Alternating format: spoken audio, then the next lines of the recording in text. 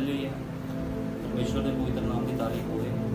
आओ प्रकाश की पोथी पढ़ते हैं। प्रकाश की पोथी 22:12। वेख मैं छेती आउंदा हाँ, फल मेरे कोल है भाई हरेक नूं, जिहा जिसका कम है तिहा उसको बदला दियां। मैं अल्फा अते ओमेगा, पहला अते पिछला, आद अते अंत हाँ। धन ਉਹ ਜਿਹੜੇ ਆਪਣੇ ਵਸਤਰ ਧੋ ਲੈਂਦੇ ਹਨ, ਭਈ ਉਹਨਾਂ ਨੂੰ ਜੀਵਨ ਦੇ ਵਿਰਖ ਉੱਤੇ ਹੱਕ ਹੋਵੇ ਅਤੇ ਦਰਵਾਜ਼ਿਆਂ ਥਾਣੀ ਉਸ ਨਗਰੀ ਦੇ ਅੰਦਰ ਜਾਣ। ਬਾਹਰ ਹਨ ਕੁੱਤੇ, ਜਾਦੂਗਰ, ਹਰਾਮਕਾਰ, ਖੂਨੀ, ਮੂਰਤੀ ਪੂਜਕ ਅਤੇ ਹਰ ਕੋਈ ਜਿਹੜਾ ਝੂਠ ਨੂੰ ਪਸੰਦ ਕਰਦਾ ਤੇ ਕਮਾਉਂਦਾ ਹੈ। आओ पढ़े हुए वचन के लिए प्रार्थना करते हैं। हालेलुया। धन्यवाद प्यारे प्रभु यीशु मसीह, तेरे नाम की महिमा करता प्रभु जी। तो इब्राहिम, इसहाक, इसराइल का खुदा है प्रभु यीशु मसीह, मैं तेरे नाम की महिमा करदा। संत पौलुस के खुदा भाई विलियम मैरिन ब्रैनम के खुदा प्रभु यीशु मसीह, तेरे नाम की असीं महिमा करते हैं। तो अपने नबी भाई ब्रैनम के द्वारा प्रभु जी उत्पत्ति तो लैके प्रकाश की पोथी पूरी खोल दी खुदावन प्रभु जी। मेरे महान पिता तेरी लाड़ी तेरी दुल्हन तेनों पछाणदी है खुदावंदा, लेकिन मिशना जथेबंदियां दे लोग खुदावन तेनों ना जानते हैं ना पछाणते हैं प्रभु यीशु मसीह। मेरे महान पिता लोग तेरे तो बहुत दूर हैं खुदावंदा, लेकिन तेरी सच्ची दुल्हन प्रभु जी तेनों पछाणदी है प्रभु यीशु मसीह, क्योंकि मेरे महान पिता सानू पता है प्रभु यीशु मसीह तू कौन है खुदावंदा प्रभु जी। तू वही है खुदावंदा जिसने मेरे महान पिता मूसा दे नाल गल्लां कीतियां सी खुदावंदा प्रभु जी। समुंदर नूं दो भाग कर दिता सी खुदावंदा, ते एक दिन तो इस धरती ते यीशु मसीह बन के आया खुदावंदा। असीं तेरे नाम की महिमा करते प्रभु यीशु मसीह। खुदावंद प्रभु जी अज को हर कोई बंदा जिहड़ा खुदावंद हर भैन भाई तेरे वचन को सुने ते अपनी पछाण करे खुदावंदा, क्योंकि जिसको आइडेंटिटी नहीं है खुदावंदा वो मेरे महान पिता तेरे राज च दाखिल नहीं होगा खुदावंदा। तू सारी आदर जलाल महिमा से तेरे प्यारे मिठे जलाली नाम दिंदे हैं। आमीन। हालेलुया। परमेश्वर के पवित्र नाम की तारीफ होवे। असीं खुदा दे पाक वचन दे विचों पढ़िया आ 22:12 जो असीं पढ़िया 22:12 च लिखिया, वेख मैं छेती आउंदा, फल मेरे कोले। कौन कह रहा? प्रभु यीशु मसीह कह रहे मैं इस धरती ते बहुत जल्दी आ रहा। कहता फल मेरे कोल आ, कहता लेकिन फल मेरे कोल आ, कहता मैं अल्फा ते ओमेगा, आद ते अंत हाँ। कहता धन वो ਜਿਹੜੇ ਆਪਣੇ ਵਸਤਰ ਧੋ ਲੈਂਦੇ ਹਨ, ਭਈ ਉਹਨਾਂ ਨੂੰ ਜੀਵਨ ਦੇ ਵ੍ਰਿਕਸ਼ ਉੱਤੇ ਹੱਕ ਹੋਵੇ। ਹੁਣ ਵਸਤਰ ਕੌਣ ਧੋਂਦਾ ਆ? वस्त्र केड़े जेड़े वस्त्र ए वस्त्र मैं पाया, ए वस्त्र की गल प्रभु यीशु मसीह नहीं कर रहा। केड़े वस्त्र की गल प्रभु यीशु मसीह कर रहा? प्रभु यीशु मसीह उन्हां वस्त्रां की गल कर रहा जिन्हों संसार नहीं देख सकता। मिशना जथेबंदियां जिन्हां ने अपने अकीदे बना ले, वचन को छड़ दिता, वो लोग इन्हां वस्त्रां नूं देख नहीं सकते, क्योंकि ये वस्त्र केड़े आ? ये वस्त्र पवित्रताई वाले वस्त्र आ। ते ये वस्त्र प्रभु किनूं दिंदा आ? ये वस्त्र उहनूं मिलदे आ जिहड़ा अपना जीवन यीशु मसीह नूं समर्पित करदा आ। चिट्टे कपड़े अज लोग पा के घूमते हैं। अज असीं देखते हैं चर्चां दे विच हर जगह ते लोग अपने आप को दिखावा करते कि असीं चिट्टे वस्त्र पाए आ, लेकिन ये वस्त्र खुदा दे राज च लैके नहीं जाणगे। लेकिन किहड़े वस्त्र? जेड़े वस्त्र अंदरूनी वस्त्र आ, उहदे द्वारा असीं खुदा दे राज च प्रवेश करांगे। लेकिन बाइबल बयान करदी आ बाहर हन कुत्ते, जादूगर, हरामकार, खूनी, मूर्ति पूजक, हर कोई जिहड़ा झूठ नूं पसंद करदा। हुण झूठ की आ? बाइबल बयान करदी आ झूठ है की आ? गाला कटनिया, नशे करने या गलत काम करना, किसी को बुरी इच्छा ना देखना या लोभ करना, ये सारे की आ? ये सारे कोई बड़ा झूठ नहीं है। ये सारा कुछ की आ? पाप दे फड़। लेकिन सब तो बड़ा पाप भाई ब्रैनम ने कहा, इस दूत ने कहा, इस युग के नबी ने कहा, सब तो बड़ा पाप की आ वचन के उपर बेप्रतीति करनी। जो किसी को वचन समझाया जाता, दसिया जाता आ, ये वो वचन आ जिहड़ा आमीन वचन आ, जो खुदा के मुख विचों निकलिया, जो बाइबल विच लिखिया गया, सब कुछ पूरा हो रहा। कोई दुनिया की ताकत इस वचन को टाल नहीं सकती। प्रभु यीशु मसीह ने कहा एक बिंदी या टिप्पी भी कोई टाल नहीं सकता। संत पौलुस ने कहा जिहड़ी सिक्ख्या असीं तुहानूं दित्ती, कहता जे स्वर्ग तो कोई दूत भी उतर के आवे, कहता इस सिक्ख्या के उल्ट सकावे ते कहता शापित होवे। कोई स्वर्ग तो दूत उतर के भी सिक्ख्या नूं टाल नहीं सकता। जो लिखिया गया सब पूरा होना। असीं जाणदे हां असीं अंत के दिनों में रह रहे हैं। भाई ब्रैनम ने कहा असीं बड़े ही भैड़े समय च रह रहे हैं, जिन्होंने अंत के समय कहा गया है। इस समय दे विच की होवेगा? बाइबल बयान करती वड्डी वड्डी बीमारियां। अज असीं देखदे करोना आया, लोग डरदे आ, वड्डी वड्डी बीमारियां आईयां आ, लेकिन बाइबल बयान करती है बीमारी बहुत छोटी आ। इस तो वड्डी वड्डी बीमारियां संसार विच आणियां आ ते लोकां ने एक दूसरे वल देखना तक नहीं है। लोग भज्जणगे एक दूसरे तो। इन्नी वड्डी बीमारियां इस संसार विच आ रही हैं, क्योंकि नबी ने पूरी भविष्यवाणी के द्वारा सब कुछ दस दिता, कुछ भी बाकी नहीं रह गया।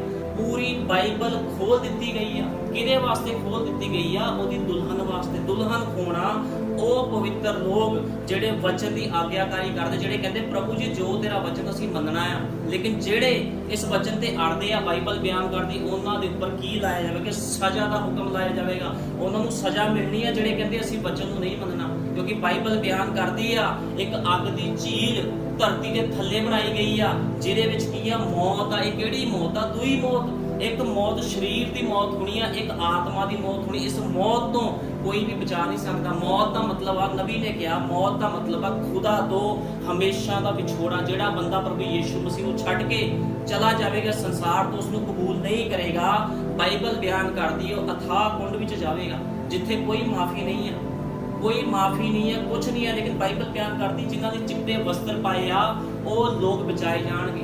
ਚਿੱਟੇ ਵਸਤਰ ਸਿਰਫ ਉਹ ਲੋਕਾਂ ਨੂੰ ਮਿਲਦੇ ਜਿਹੜੇ ਵਚਨ ਦੇ ਅਨੁਸਾਰ ਜੀਵਨ ਬਤੀਤ ਕਰਦੇ, ਜਿਹੜੇ ਪਛਾਣਦੇ ਆ ਵੀ ਯੀਸ਼ੂ ਮਸੀਹ ਕੌਣ ਆ, ਖੁਦਾ ਦੀ ਦੁਲਹਨ। ਜਿਹੜੇ ਉਹਦੇ ਪਵਿੱਤਰ ਲੋਕ ਆ ਯੀਸ਼ੂ ਮਸੀਹ ਨੂੰ ਜਾਣਦੇ ਵੀ ਆ ਤੇ ਪਛਾਣਦੇ ਵੀ। ਲੇਕਿਨ ਜਿਹੜੇ ਕੁਝ ਲੋਕ ਹਨ ਉਹ ਯੀਸ਼ੂ ਮਸੀਹ ਨੂੰ ਜਾਣਦੇ ਪਛਾਣਦੇ ਨਹੀਂ ਆ, ਸਿਰਫ ਉਹਦੇ ਨਾਮ ਦਾ ਇਸਤੇਮਾਲ ਕਰਦੇ ਆ। ਇਸ ਕਰਕੇ ਭਾਈ ਬ੍ਰੈਨਮ ਨੇ ਜਿਹੜੇ 7ਵੇਂ ਦੂਤ ਸੀ ਉਹਨਾਂ ਨੇ ਕਿਹਾ ਇਹ ਲੋਕ ਨਾਮਧਾਰੀ, ਉਹਨਾਂ ਨੇ ਮਸੀਹ ਲੋਕਾਂ ਨੂੰ ਕਿਹਾ, ਕ੍ਰਿਸਚੀਅਨ ਲੋਕਾਂ ਨੂੰ ਕਿਹਾ ਵੀ ਇਹ ਲੋਕ ਕਿਹੜੇ ਨੇ? ਨਾਮਧਾਰੀ। ਇਹਨਾਂ ਨੇ ਨਾਮ ਧਾਰਿਆ, ਸਿਰਫ ਨਾਮ ਦਾ ਇਸਤੇਮਾਲ ਕਰਦੇ ਆ, ਵਚਨ ਦੇ ਅਕੋਰਡਿੰਗ ਇਹਨਾਂ ਦਾ ਜੀਵਨ ਨਹੀਂ ਆ। ਨਾ ਕੱਪੜੇ ਪਾਣੇ, ਨਾ ਲਾਣਾ ਪਾਣਾ, ਨਾ ਬੈਠਣਾ ਉੱਠਣਾ, ਤਾਂ ਨਾ ਇਹਨਾਂ ਦੀ ਦੋਸਤੀਆਂ ਵਚਨ ਦੇ ਅਨੁਸਾਰ ਆ। ਸਭ ਕੁਝ ਕੀ ਆ? ਵਚਨ ਤੋਂ ਬਾਹਰ ਆ। ਕਿਉਂਕਿ ਜਿਹੜੇ ਖੁਦਾ ਦੇ ਸੱਚੇ ਲੋਕ ਹੁੰਦੇ ਉਹਨਾਂ ਦੀ ਦੋਸਤੀਆਂ ਵੀ ਮਾੜੇ ਲੋਕਾਂ ਨਾਲ ਨਹੀਂ ਹੁੰਦੀਆਂ। ਉਹਨਾਂ ਦੇ ਯਾਰ ਦੋਸਤ, ਉਹਨਾਂ ਦੇ ਜਿਹੜੇ ਵੀ ਬੈਠਣੀ ਉੱਠਣੀ ਹੁੰਦੀ ਬਹੁਤ ਵਧੀਆ ਲੋਕਾਂ ਨਾਲ ਹੁੰਦੀ ਆ। ਉਹ ਲੋਕ ਗੰਦਗੀ ਵਾਲੇ ਲੋਕਾਂ ਨਾਲ ਰਿਲੇਸ਼ਨ ਨਹੀਂ ਰੱਖਦੇ ਜਿਹੜੇ ਖੁਦਾ ਦੇ ਸੱਚੇ ਲੋਕ ਹੁੰਦੇ। ਇਸ ਕਰਕੇ ਪ੍ਰਭੂ ਨੇ ਕਿਹਾ ਸੀ ਵੀ ਜਿਹੜਾ ਜੀਵਨ ਦੀ ਪੋਥੀ 'ਚ ਨਹੀਂ ਲੱਭਿਆ, ਕਹਿੰਦਾ ਉਹਨੂੰ ਕਹਿੰਦਾ ਅਥਾਹ ਕੁੰਡ ਵਿੱਚ ਸਿੱਟਿਆ ਜਾਵੇਗਾ। ਕਿਉਂਕਿ ਬਾਈਬਲ ਇਹੀ ਬਿਆਨ ਕਰਦੀ ਆ, ਝੂਠ ਨੂੰ ਪਸੰਦ ਕਰਦਾ ਤੇ ਕਮਾਉਂਦਾ ਹੈ।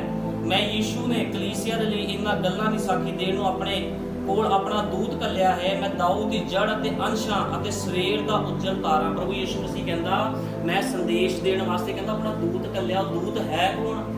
ਅੱਜ ਲੋਕਾਂ ਨੂੰ ਦੂਤ ਦਾ ਨਹੀਂ ਪਤਾ। ਕਦੇ ਵੀ ਪ੍ਰਭੂ ਜਦੋਂ ਉਹਨੇ ਦੁਨੀਆ ਦਾ ਨਾਸ਼ ਕਰਨਾ ਹੁੰਦਾ ਆ, ਜਦੋਂ ਪਹਿਲਾਂ ਵੀ ਉਹਨੇ ਕਈ ਵਾਰ ਲੋਕਾਂ ਨੂੰ ਮਾਰਿਆ, ਉਹਨੇ ਹਮੇਸ਼ਾ ਆਪਣੇ ਦੂਤ ਨੂੰ ਭੇਜਿਆ ਵਾਰਨਿੰਗ ਦੇਣ ਵਾਸਤੇ। ਤੇ ਅੱਜ ਵੀ ਇੱਕ ਦੂਤ ਆਇਆ, ਲੇਕਿਨ ਉਸ ਦੂਤ ਬਾਰੇ ਪੂਰੀ ਦੁਨੀਆ ਨੂੰ, ਪੂਰੇ ਸੰਸਾਰ ਨੂੰ, ਮਸੀਹ ਲੋਕਾਂ ਨੂੰ ਨਹੀਂ ਪਤਾ। ਲੇਕਿਨ ਅਸੀਂ ਜਾਣਦੇ ਉਸ ਦੂਤ ਦਾ ਨਾਮ ਕੀ ਆ, ਜਿਹੜਾ 6 ਅਪ੍ਰੈਲ 1909 ਦੇ ਵਿੱਚ ਕਿੱਥੇ ਪੈਦਾ ਹੋਇਆ? ਅਮਰੀਕਾ ਦੇ ਵਿੱਚ ਪੈਦਾ ਹੋਇਆ, ਜਿਹਦਾ ਨਾਮ ਭਾਈ ਵਿਲੀਅਮ ਮੈਰਿਨ ਬ੍ਰੈਨਮ ਆ, ਜਿਹਨੇ ਸਾਨੂੰ ਸੁਰਮਾ ਦਿੱਤਾ ਹੈ। ਜਿਹੜਾ ਸੁਰਮਾ ਆ, ਸੁਰਮਾ ਪ੍ਰਭੂ ਡਾਇਰੈਕਟ ਨਹੀਂ ਦਿੰਦਾ, ਸੁਰਮਾ ਆਪਣੇ ਦੂਤਾਂ ਦੁਆਰਾ ਦਿੰਦਾ। ਤੇ ਜਦੋਂ ਉਹਨੇ ਆਪਣਾ ਦੂਤ ਭੇਜਿਆ ਭਾਈ ਬ੍ਰੈਨਮ, ਤੇ ਉਹਦੀ ਜਿਹੜੀ ਦੁਲਹਨ ਸੀ ਉਹਦੀ ਅੱਖਾਂ 'ਚ ਸੁਰਮਾ ਪਾਇਆ ਗਿਆ। ਕਿਉਂਕਿ ਤੁਹਾਨੂੰ ਪਤਾ ਜਦੋਂ ਇੱਕ ਲਾੜਾ ਆਪਣੀ ਲਾੜੀ ਨੂੰ ਵਿਆੜ ਜਾਂਦਾ ਤਾਂ ਉਹ ਸ਼ਿੰਗਾਰ ਕਰਦੀ ਆ, ਤੇ ਅੱਜ ਉਹਦੀ ਦੁਲਹਨ ਨੇ ਕਾਹਦੇ ਨਾਲ ਸ਼ਿੰਗਾਰ ਕਰਨਾ? ਵਸਨਾਂ ਦੇ ਨਾਲ ਸ਼ਿੰਗਾਰ ਕਰਨਾ ਆ। ਇਸ ਕਰਕੇ ਪ੍ਰਭੂ ਯੀਸ਼ੂ ਮਸੀਹ ਕਹਿ ਰਿਹਾ ਮੁਕੁਟ ਰੱਖੇ ਆ। ਜਿਹੜੇ ਲੋਕ ਰੈਪਚਰ ਵਿੱਚ ਜਾਣਗੇ ਉਹਨਾਂ ਦੇ ਮੁਕੁਟ ਪੈਣੇ ਆ। ਮੁਕੁਟ ਦਾ ਮਤਲਬ ਆ ਉਹਨਾਂ ਨੂੰ ਸਿੰਘਾਸਨਾਂ ਉੱਤੇ ਬਿਠਾਇਆ ਜਾਵੇਗਾ। ਉਹ ਲੋਕ ਜੀਵਨ ਦੇ ਵਿੱਚ ਪ੍ਰਵੇਸ਼ ਕਰਨਗੇ। ਲੇਕਿਨ ਬਾਹਰ ਕੌਣ ਆ? ਕੁੱਤੇ, ਜਾਦੂਗਰ। ਕੁੱਤੇ ਕਿਹੜੇ? ਜਿਹੜੇ ਗਲੀਆਂ 'ਚ ਕੁੱਤੇ ਪਾਉਂਦੇ। ਇਹਦੀ ਗੱਲ ਨਹੀਂ ਹੋ ਰਹੀ। ਇਹ ਕੁੱਤੇ ਉਹ ਪਾਸਟਰ ਆ, ਉਹ ਲੋਕ ਨੇ ਜਿਨ੍ਹਾਂ ਨੇ ਵਚਨ ਦੀ ਬੇਪ੍ਰਤੀਤੀ ਕੀਤੀ। ਬਾਈਬਲ ਇਹਨਾਂ ਨੂੰ ਕੁੱਤੇ ਕਹਿ ਰਹੀ ਹੈ ਕਿਉਂਕਿ ਇਹਨਾਂ ਨੇ ਆਪਣੇ ਮਾਲਕ ਦੇ ਨਾਲ ਵਫਾਦਾਰੀ ਨਹੀਂ ਕੀਤੀ। ਇਹ ਉਹ ਲੋਕ ਨੇ ਜਿਨ੍ਹਾਂ ਨੇ ਪ੍ਰਭੂ ਯੀਸ਼ੂ ਮਸੀਹ ਦਾ ਨਾਮ ਧਾਰਿਆ, ਲੇਕਿਨ ਉਹਦੇ ਵਚਨ ਦੇ ਕੀ ਹੋ ਗਏ? ਅਨਾਗਿਆਕਾਰੀ ਹੋ ਗਏ। ਉਹਨਾਂ ਦੇ ਵਚਨ ਨੂੰ ਮੰਨਿਆ ਨਹੀਂ ਹੈ।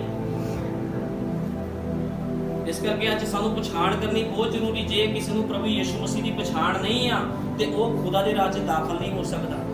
ਦੂਜਾ ਰਾਜਾ ਕੱਟਾਂਗੇ, ਦੂਜਾ ਰਾਜਾ 5:1। ਦੂਜਾ ਰਾਜਾ 5:1। ਆਰਾਮ ਦੇ ਰਾਜਾ ਦਾ ਸੈਨਾਪਤੀ ਨਮਾਨ ਆਪਣੇ ਸਵਾਮੀ ਦੇ ਅੱਗੇ ਵੱਡਾ ਆਦਮੀ ਸੀ ਅਤੇ ਉਸ ਦਾ ਆਦਰ ਮਾਣ ਹੁੰਦਾ ਸੀ।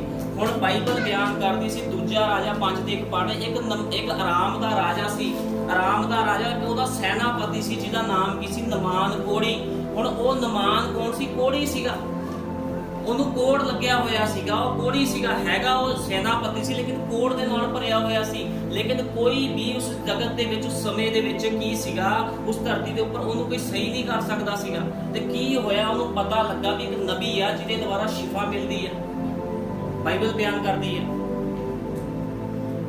ਫਿਰ ਕੀ ਹੋਇਆ? ਜਦੋਂ ਰਾਜੇ ਨੇ ਕੀ ਕੀਤਾ? ਆਰਾਮ ਦੇ ਰਾਜੇ ਨੇ ਉਹ ਆਪਣੇ ਸੈਨਾਪਤੀ ਨੂੰ ਕੀ ਕੀਤਾ? ਉਸਨੇ ਉਹਦੇ ਕੋਲ ਭੇਜਿਆ। ਤੇ ਕੀ ਹੁੰਦਾ ਆ? ਬਾਈਬਲ ਬਿਆਨ ਕਰਦੀ ਸੀ, ਪੜਾਂਗੇ 2:8, 5:8। ਤਾਂ ਐਵੇਂ ਹੋਇਆ ਜਦ ਪਰਮੇਸ਼ਵਰ ਦੇ ਜਨ ਅਲੀਸ਼ਾ ਨੇ ਸੁਣਿਆ ਭਈ ਇਸਰਾਇਲ ਦੇ ਪਾਤਸ਼ਾਹ ਨੇ ਆਪਣੇ ਵਸਤਰ ਪਾੜੇ। ਹੁਣ ਆਪਣੇ ਵਸਤਰ ਕਿਉਂ ਪਾੜੇ ਸੀ ਇਸਰਾਇਲ ਦੇ ਪਾਤਸ਼ਾਹ ਨੇ? ਕਿਉਂਕਿ ਆਰਾਮ ਦੇ ਰਾਜਾ ਨੇ ਇੱਕ ਚਿੱਠੀ ਭੇਜੀ। ਇੱਕ ਚਿੱਠੀ ਭੇਜ ਕੇ ਕੀ ਕਹਿੰਦਾ ਆ ਇਸਰਾਇਲ ਦੇ ਪਾਤਸ਼ਾਹ ਨੂੰ? ਕੀ ਕਹਿੰਦਾ ਵੀ ਮੇਰਾ ਇੱਕ ਨੌਕਰ ਆ ਰਿਹਾ, ਮੇਰਾ ਸੈਨਾਪਤੀ ਆ ਰਿਹਾ, ਇਹਨੂੰ ਤੁਸੀਂ ਚੰਗਾ ਕਰੋ। ਹੁਣ ਉਹਨੇ ਸੋਚਿਆ ਵੀ ਮੈਂ ਕਿਹੜਾ ਪਰਮੇਸ਼ਵਰ ਹੈ ਜਿਹੜਾ ਇਹਨੂੰ ਸਹੀ ਕਰ ਸਕਦਾ ਆ, ਵੀ ਮੈਂ ਕੋਈ ਪਰਮੇਸ਼ਵਰ ਨਹੀਂ ਹੈ ਜਿਹੜਾ ਇਹਨੂੰ ਸਹੀ। ਉਹਨੇ ਸੋਚਿਆ ਕਿਤੇ ਆਰਾਮ ਦਾ ਰਾਜਾ ਮੇਰੇ ਨਾਲ ਲੜਾਈਆਂ ਭਾਲਦਾ ਆ, ਇਸ ਕਰਕੇ ਕੀ ਹੁੰਦਾ ਆ ਉਹਨੇ ਆਪਣੇ ਕੱਪੜੇ ਪਾੜੇ। ਤੇ ਇਹ ਗੱਲ ਕਿਹਨੇ ਸੁਣੀ? ਤਾਂ ਇਹ ਹੁਆ ਜਦ ਪਰਮੇਸ਼ਵਰ ਦੇ ਜਨ ਅਲੀਸ਼ਾ ਨੇ ਸੁਣਿਆ ਭਈ ਇਸਰਾਇਲ ਦੇ ਪਾਤਸ਼ਾਹ ਨੇ ਆਪਣੇ ਵਸਤਰ ਪਾੜੇ, ਤਾਂ ਉਸਨੇ ਪਾਤਸ਼ਾਹ ਨੂੰ ਇਹ ਕਹਾ ਘੱਲਿਆ ਭਈ ਤੂੰ ਆਪਣੇ ਵਸਤਰ ਕਿਉਂ ਪਾੜੇ ਹਨ? ਉਸ ਨੂੰ ਮੇਰੇ ਕੋਲ ਆਉਣ ਦੇ ਤਾਂ ਜੋ ਕੁਝ ਪਤਾ ਲੱਗੇ ਭਈ ਇਸਰਾਇਲ ਦੇ ਵਿੱਚ ਇੱਕ ਨਬੀ ਹੈ। ਹੁਣ ਉਹ ਕਹਿੰਦਾ ਪਤਾ ਲੱਗੇ ਵੀ ਇਸਰਾਇਲ ਦੇ ਵਿੱਚ ਇੱਕ ਨਬੀ, ਕਹਿੰਦਾ ਉਹਨੂੰ ਮੇਰੇ ਕੋਲ ਆਣ ਦੇ, ਤੂੰ ਆਪਣੇ ਵਸਤਰ ਕੱਲ ਹੀ ਪਾੜਦਾ ਹੈ, ਤੈਨੂੰ ਵਸਤਰ ਪਾੜਨ ਦੀ ਲੋੜ ਨਹੀਂ ਹੈ ਆਪਣੇ। ਸੋ ਨਮਾਨ ਆਪਣੇ ਘੋੜਿਆਂ ਤੇ ਆਪਣੇ ਰੱਥਾਂ ਸਣੇ ਆਇਆ ਅਤੇ ਅਲੀਸ਼ਾ ਦੇ ਘਰ ਦੇ ਬੂਹੇ ਉੱਤੇ ਖਲੋ ਗਿਆ। ਅਤੇ ਅਲੀਸ਼ਾ ਨੇ ਇੱਕ ਦਰਵਾਜ਼ੇ ਇੱਕ ਹਲਕਾਰੇ ਨੂੰ ਇਹ ਆ ਕੇ ਉਸਦੇ ਕੋਲ ਘੱਲਿਆ ਭਈ ਜਾ ਤੇ ਯਰਦਨ ਵਿੱਚ 7 ਚੁੰਬੀਆਂ ਮਾਰ। ਹੁਣ ਕੀ ਹੁੰਦਾ ਆ, ਨਮਾਨ ਕੋੜੀ ਅਲੀਸ਼ਾ ਦੇ ਕੋਲ ਆ ਰਿਹਾ ਆ ਤੇ ਅਲੀਸ਼ਾ ਨੇ ਕੀ ਕੀਤਾ? ਅਲੀਸ਼ਾ ਨੂੰ ਮਿਲਿਆ ਨਹੀਂ। ਅਲੀਸ਼ਾ ਨੇ ਆਪਣੇ ਇੱਕ ਨੌਕਰ ਨੂੰ ਕਿਹਾ, ਕਹਿੰਦਾ ਜਾ ਕੇ ਉਹਨੂੰ ਕਹਿ ਵੀ ਯਰਦਨ ਨਦੀ ਦੇ ਵਿੱਚ 7 ਚੁੰਬੀਆਂ ਮਾਰ, ਤੂੰ ਸਹੀ ਹੋ ਜਾਏਗਾ। ਲੇਕਿਨ ਜਦੋਂ ਇੰਨੀ ਗੱਲ ਉਹਨੇ ਸੁਣੀ ਤੇ ਕ੍ਰੋਧ ਦੇ ਨਾਲ ਭਰ ਗਿਆ। ਉਹ ਕਹਿੰਦਾ ਮੈਂ ਇੱਕ ਰਾਜਾ, ਇੱਕ ਰਾਜੇ ਦਾ ਸੈਨਾਪਤੀ ਆ, ਮੇਰਾ ਆਦਰ ਭਾਵ ਨਹੀਂ ਕੀਤਾ, ਮੇਰੇ ਅੱਗੇ ਨੇ ਘੁੱਟਨੇ ਨਹੀਂ ਟੇਕੇ, ਮੇਰੇ ਅੱਗੇ ਨੇ ਸਿਰ ਨਹੀਂ ਝੁਕਾਇਆ, ਤੇ ਮੈਨੂੰ ਕਹਿੰਦਾ ਚੁੰਬੀ ਮਾਰ ਦੇ। ਉਹ ਕੀ ਹੋਇਆ? ਗੁੱਸੇ ਹੋ ਕੇ ਵਾਪਸ ਜਾਣ ਲੱਗਾ। ਜਾ ਤੇ ਯਰਦਨ ਵਿੱਚ 7 ਚੁੰਬੀਆਂ ਮਾਰ ਤਾਂ ਤੇਰਾ ਸਰੀਰ ਤੀਵੇਂ ਦਾ ਤੀਵਾਂ ਹੋ ਜਾਵੇਗਾ। ਪਰ ਨਮਾਨ ਕ੍ਰੋਧੀ ਹੋ ਕੇ ਚਲਿਆ ਗਿਆ ਤੇ ਕਹਿਣ ਲੱਗਾ ਵੇਖੋ ਮੈਂ ਤਾਂ ਸੋਚਦਾ ਸਾਂ ਭਈ ਉਹ ਬਾਹਰ ਆ ਕੇ ਖਲੋ ਜਾਵੇਗਾ ਤੇ ਆਪਣੇ ਪਰਮੇਸ਼ਵਰ ਯਹੋਵਾ ਦਾ ਨਾਮ ਲੈ ਕੇ ਉਸ ਥਾਂ ਉੱਤੇ ਆਪਣਾ ਹੱਥ ਫੇਰੇਗਾ। ਹੁਣ ਜਿਹੜਾ ਨਮਾਨ ਕੋੜੀ ਸੀ ਉਹ ਕੀ ਸੋਚ ਰਿਹਾ ਸੀ ਵੀ ਜਿਹੜਾ ਖੁਦਾ ਦਾ ਨਬੀ ਸੀਗਾ ਉਹ ਬਾਹਰ ਆਊਗਾ, ਆਪਣੇ ਹੱਥ ਰੱਖੂਗਾ ਤੇ ਮੈਂ ਚੰਗਾ ਹੋ ਜਾਊਗਾ। ਕਹਿੰਦਾ ਲੇਕਿਨ ਇਸ ਤਰ੍ਹਾਂ ਕੁਝ ਵੀ ਨਹੀਂ ਹੋਇਆ। ਹੁਣ ਕੀ ਸੀ? ਉਹਦੀ ਇਹ ਆਪਣੀ ਸੋਚ ਸੀਗੀ, ਲੇਕਿਨ ਬਾਈਬਲ ਬਿਆਨ ਕਰਦੀ ਆ ਜੋ ਕਿਸ ਨੂੰ ਹੁਕਮ ਦਿੱਤਾ ਜਾਵੇ ਉਹਨੂੰ ਹੁਕਮ ਨੂੰ ਮੰਨਣਾ ਪੈਂਦਾ ਹੈ। ਹੁਕਮ ਨੂੰ ਮੰਨੋਗੇ ਤਾਂ ਚੰਗਿਆਈ ਸ਼ਿਫਾ ਆਪਣੇ ਆਪ ਹੀ ਮਿਲ ਜਾਣੀ। ਲੇਕਿਨ ਜੋ ਕਿ ਬੰਦਾ ਹੁਕਮਾਂ ਨੂੰ ਨਹੀਂ ਮਿਲਦਾ ਉਹਨੂੰ ਨਾ ਚੰਗਿਆਈ ਮਿਲਦੀ ਨਾ ਸ਼ਿਫਾ ਮਿਲਦੀ ਆ। ਹੁਣ ਇੱਥੇ ਕੀ ਹੋਇਆ? ਬਾਹਰ ਖਲੋ ਜਾਵੇਗਾ ਤੇ ਆਪਣੇ ਪਰਮੇਸ਼ਰ ਯਹੋਵਾ ਦਾ ਨਾਮ ਲੈ ਕੇ ਉਸ ਥਾਂ ਉੱਤੇ ਆਪਣਾ ਹੱਥ ਫੇਰੇਗਾ ਅਤੇ ਕੋੜੀ ਨੂੰ ਚੰਗਾ ਕਰੇਗਾ। ਕਿ ਦਮਿਸ਼ਕ ਦੀਆਂ ਨਦੀਆਂ, ਕਹਿੰਦਾ ਜੇ ਦਮਿਸ਼ਕ ਦੀ ਨੀਆਂ ਦੇ ਜਿਸ ਸਥਾਨ ਦੇ ਵਿੱਚੋਂ ਨਮਾਨ ਕੋੜੀ ਆਇਆ ਸੀ, ਕਹਿੰਦਾ ਜਿਸ ਦੇਸ਼ ਦੇ ਵਿੱਚੋਂ ਮੈਂ ਆਇਆ, ਕਹਿੰਦਾ ਉਸ ਤੇ ਨਦੀਆਂ ਕਹਿੰਦਾ ਵਧੀਆ ਨਹੀਂ ਸੀ। ਕਹਿੰਦਾ ਮੈਨੂੰ ਕਹਿੰਦਾ ਵੀ ਕਿੱਚੜ ਵਾਲੀ ਨਦੀ, ਉੱਥੇ ਕਿਸੇ ਕਿੱਚੜ ਸੀਗਾ ਬਹੁਤ ਜ਼ਿਆਦਾ ਚਿੱਕੜ ਸੀਗਾ ਜਿਸ ਨਦੀ ਦੇ ਵਿੱਚ ਇਹਨੇ ਨਬੀ ਨੇ ਕਿਹਾ ਸੀ ਵੀ ਤੂੰ ਚੁੰਬੀਆਂ ਮਾਰਨੀਆਂ ਆ। ਉਹ ਕਹਿੰਦਾ ਵੀ ਉਸ ਮੇਰੇ ਦੇਸ਼ 'ਚ ਵਧੀਆ ਨਦੀਆਂ ਨਹੀਂ ਸੀ, ਵੀ ਮੈਨੂੰ ਕਹਿੰਦਾ ਵੀ ਚਿੱਕੜ ਵਾਲੀ ਨਦੀ ਦੇ ਵਿੱਚ ਤੂੰ ਜਾ ਕੇ ਚੁੰਬੀਆਂ ਲਗਾ ਤੇ ਤੂੰ ਸਹੀ ਹੋ ਜਾਏਗਾ। ਪਹਿਲਾਂ ਮੈਂ ਉਹਨਾਂ ਵਿੱਚ ਨਹਾ ਕੇ ਸ਼ੁੱਧ ਨਾ ਹੋ ਸਕਦਾ ਸਾਂ। ਸੋ ਉਹ ਮੁੜਿਆ ਤੇ ਗੁੱਸੇ ਨਾਲ ਚਲਿਆ ਗਿਆ। ਦੇਖੋ ਕੀ ਹੋਇਆ, ਗੁੱਸੇ ਨਾਲ ਚਲਿਆ ਗਿਆ। ਉਹਨੇ ਪਛਾਣ ਨਹੀਂ ਕੀਤੀ, ਉਹ ਨਬੀ ਦੀ ਪਛਾਣ ਨਹੀਂ ਕੀਤੀ। ਤਦ ਉਸਦੇ ਚਾਕਰ ਨੇ ਨੇੜੇ ਆ ਕੇ ਉਸਨੂੰ ਆਖਿਆ, ਹੇ ਸਾਡੇ ਪਿਤਾ, ਜੇ ਨਬੀ ਤੁਹਾਡੇ ਕੋਲੋਂ ਵੱਡਾ ਕੰਮ ਕਰਨ ਨੂੰ ਆਗਿਆ ਦਿੰਦਾ ਤਾਂ ਕੀ ਤੂੰ ਨਾ ਕਰਦਾ? ਹੁਣ ਕੀ ਹੋਇਆ? ਜਿਹੜਾ ਨਮਾਨ ਕੋੜੀ ਸੀ ਉਹਦਾ ਇੱਕ ਬਾਲਕਾ, ਉਹਦਾ ਇੱਕ ਨੌਕਰ, ਇੱਕ ਸਿਪਾਹੀ ਆ ਕੇ ਉਹਨੂੰ ਕਹਿੰਦਾ ਹੇ ਮੇਰੇ ਪਿਤਾ, ਕਹਿੰਦਾ ਰਾਜਨ, ਕਹਿੰਦਾ ਜੇ ਤੈਨੂੰ ਨਬੀ ਕੋਈ ਵੱਡਾ ਕੰਮ ਕਹਿੰਦਾ ਤੂੰ ਨਾ ਕਰਦਾ? ਕਹਿੰਦਾ ਤੈਨੂੰ ਵੱਡਾ ਕੰਮ ਕਰਨ ਨੂੰ ਕਹਿੰਦਾ ਤੂੰ ਕਰ ਸਕਦਾ ਸੀਗਾ ਵੱਡਾ ਕੰਮ, ਕਹਿੰਦਾ ਤੇ ਬਹੁਤ ਛੋਟਾ ਕੰਮ ਆ। ਕਹਿੰਦਾ ਜਾ ਤੂੰ 7 ਚੁੰਬੀਆਂ ਲਗਾ। ਅਤੇ ਉਸਨੇ ਯਰਦਨ ਵਿੱਚ ਉਤਰ ਕੇ 7 ਚੁੰਬੀਆਂ ਮਾਰੀਆਂ। ਫਿਰ ਉਸਦੇ ਦੇ ਨਿੱਕੇ ਬਾਲਕ ਜਿਹੀ ਹੋ ਗਈ। ਬਾਈਬਲ ਬਿਆਨ ਕਰਦੀ ਜਦੋਂ ਉਹਨੇ ਆਗਿਆਕਾਰੀ ਕੀਤੀ, ਜਿਹੜੀ ਉਹਦੀ ਦੇਹ ਸੀ, ਛੋਟੇ ਬਾਲਕ, ਸਾਰਾ ਕੋਟ ਉਹਦਾ ਜਾਂਦਾ ਰਿਹਾ, ਸਾਰਾ ਕੋਟ ਚਲਾ ਗਿਆ। ਇਹ ਬੰਦਾ ਕੌਣ ਸੀ? ਇਹ ਬੰਦਾ ਪ੍ਰਭੂ ਨੂੰ ਜਾਣਦਾ ਨਹੀਂ ਸੀਗਾ, ਇਹ ਪ੍ਰਭੂ ਨੂੰ ਨਹੀਂ ਮੰਨਦਾ ਸੀਗਾ, ਪ੍ਰਭੂ ਬਾਰੇ ਇਹਨੂੰ ਪਤਾ ਨਹੀਂ ਸੀ। ਲੇਕਿਨ ਇਹਨੇ ਕੀ ਕੀਤਾ? ਆਗਿਆਕਾਰੀ ਕੀਤੀ ਤੇ ਸਾਰਾ ਕੋਟ ਚਲਾ ਗਿਆ। ਲੇਕਿਨ ਜਿਹੜਾ ਮਨੁੱਖ ਪ੍ਰਭੂ ਨੂੰ ਜਾਣਦਾ ਸੀਗਾ, ਜਿਹੜਾ ਕਿ ਅਲੀਸ਼ਾ ਦਾ ਚੇਲਾ ਸੀ ਗੇਹਜੀ, ਉਹਦੇ ਉੱਪਰ ਇੱਕ ਕੋੜ ਆ ਗਿਆ। ਬਾਈਬਲ ਇਹੀ ਬਿਆਨ ਕਰਦੀ ਹੈ। ਕਿਉਂ ਆ ਗਿਆ? ਕਿਉਂਕਿ ਬਾਈਬਲ ਬਿਆਨ ਕਰਦੀ ਹੈ ਜਦੋਂ ਇਹ ਜਾ ਰਿਹਾ ਸੀ ਤੇ ਇਹਨੇ ਕੀ ਕੀਤਾ? ਅਲੀਸ਼ਾ ਨੂੰ ਇਹਨੇ ਦਾਨ ਦਸ਼ਮਾਸ਼ ਦੇਣਾ ਚਾਹਿਆ, ਇਹਨੇ ਸੋਨਾ ਚਾਂਦੀ ਦੇਣਾ ਚਾਹਿਆ, ਲੇਕਿਨ ਅਲੀਸ਼ਾ ਨੇ ਮਨਾ ਕਰ ਦਿੱਤਾ। ਅਲੀਸ਼ਾ ਕਹਿੰਦਾ ਮੈਨੂੰ ਕੁਝ ਨਹੀਂ ਚਾਹੀਦਾ। ਲੇਕਿਨ ਕੀ ਹੋਇਆ? ਜਿਹੜਾ ਇਹਦਾ ਚੇਲਾ ਸੀ ਅਲੀਸ਼ਾ ਦਾ ਗੇਹਜੀ, ਇਹਨੇ ਕੀ ਕੀਤਾ? ਇਹਦੇ ਮਨ 'ਚ ਲਾਲਚ ਆ ਗਿਆ। ਇਹਨੂੰ ਇੰਨੀ ਪਛਾਣ ਨਹੀਂ ਹੋਈ ਵੀ ਮੇਰੇ ਸਵਾਮੀ ਦੇ ਵਿੱਚ ਕਿਹਦਾ ਆਤਮਾ ਰਹਿੰਦਾ? ਜਿਉਂਦੇ ਖੁਦਾ ਦਾ ਆਤਮਾ ਰਹਿੰਦਾ, ਜਿਉਂਦੇ ਪਰਮੇਸ਼ਵਰ ਦਾ ਆਤਮਾ ਰਹਿੰਦਾ। ਇਹਨੇ ਪਛਾਣ ਨਹੀਂ ਕੀਤੀ।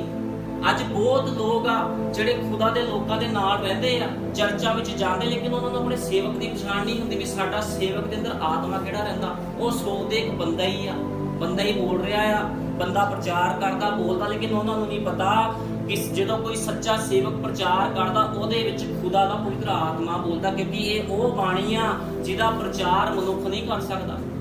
ਇਹ ਉਹ ਸੱਚੀ ਬਾਣੀ ਆ, ਇਹ ਉਹ ਬਾਈਬਲ ਆ ਜਿਹਦਾ ਪ੍ਰਚਾਰ ਕੋਈ ਮਨੁੱਖ ਨਹੀਂ ਕਰ ਸਕਦਾ। ਲੇਕਿਨ ਕੌਣ ਕਰ ਸਕਦਾ? ਜਿਹਦੇ ਅੰਦਰ ਖੁਦਾ ਦਾ ਪਵਿੱਤਰ ਆਤਮਾ ਹੋਏ, ਉਹੀ ਬਾਈਬਲ ਦਾ ਪ੍ਰਚਾਰ ਕਰ ਸਕਦਾ ਹੈ। ਹਰ ਕੋਈ ਮਨੁੱਖ ਬਾਈਬਲ ਦਾ ਪ੍ਰਚਾਰ ਨਹੀਂ ਕਰ ਸਕਦਾ।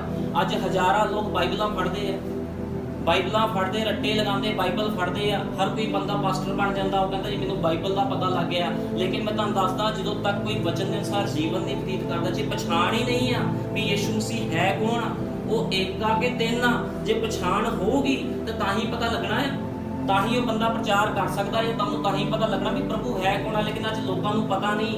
ਇਸੇ ਤਰ੍ਹਾਂ ਜਿਹੜਾ ਅਲੀਸ਼ਾ ਦਾ ਚੇਲਾ ਸੀਗਾ ਗੇਹਜੀ, ਉਹਨੂੰ ਵੀ ਪਤਾ ਨਹੀਂ ਲੱਗਿਆ ਵੀ ਮੇਰੇ ਮਾਲਕ ਦੇ ਅੰਦਰ ਕਿਹੜਾ ਆਤਮਾ ਰਹਿੰਦਾ, ਤੇ ਉਹਨੇ ਕੀ ਕੀਤਾ? ਲਾਲਚ ਕੀਤਾ। ਜਦੋਂ ਇਹ ਰਾਜੇ ਦਾ ਸੈਨਾਪਤੀ ਵਾਪਸ ਜਾ ਰਿਹਾ ਸੀ ਤਾਂ ਗੇਹਜੀ ਨੇ ਕੀ ਕੀਤਾ ਸੀ? ਬਾਈਬਲ ਵਿੱਚੋਂ ਪੜ੍ਹਦੇ ਆ, ਕਿਉਂਕਿ ਅੱਜ ਜਿਹੜਾ ਪ੍ਰਚਾਰ ਹੋ ਰਿਹਾ ਪਛਾਣ ਤੇ ਹੋ ਰਿਹਾ।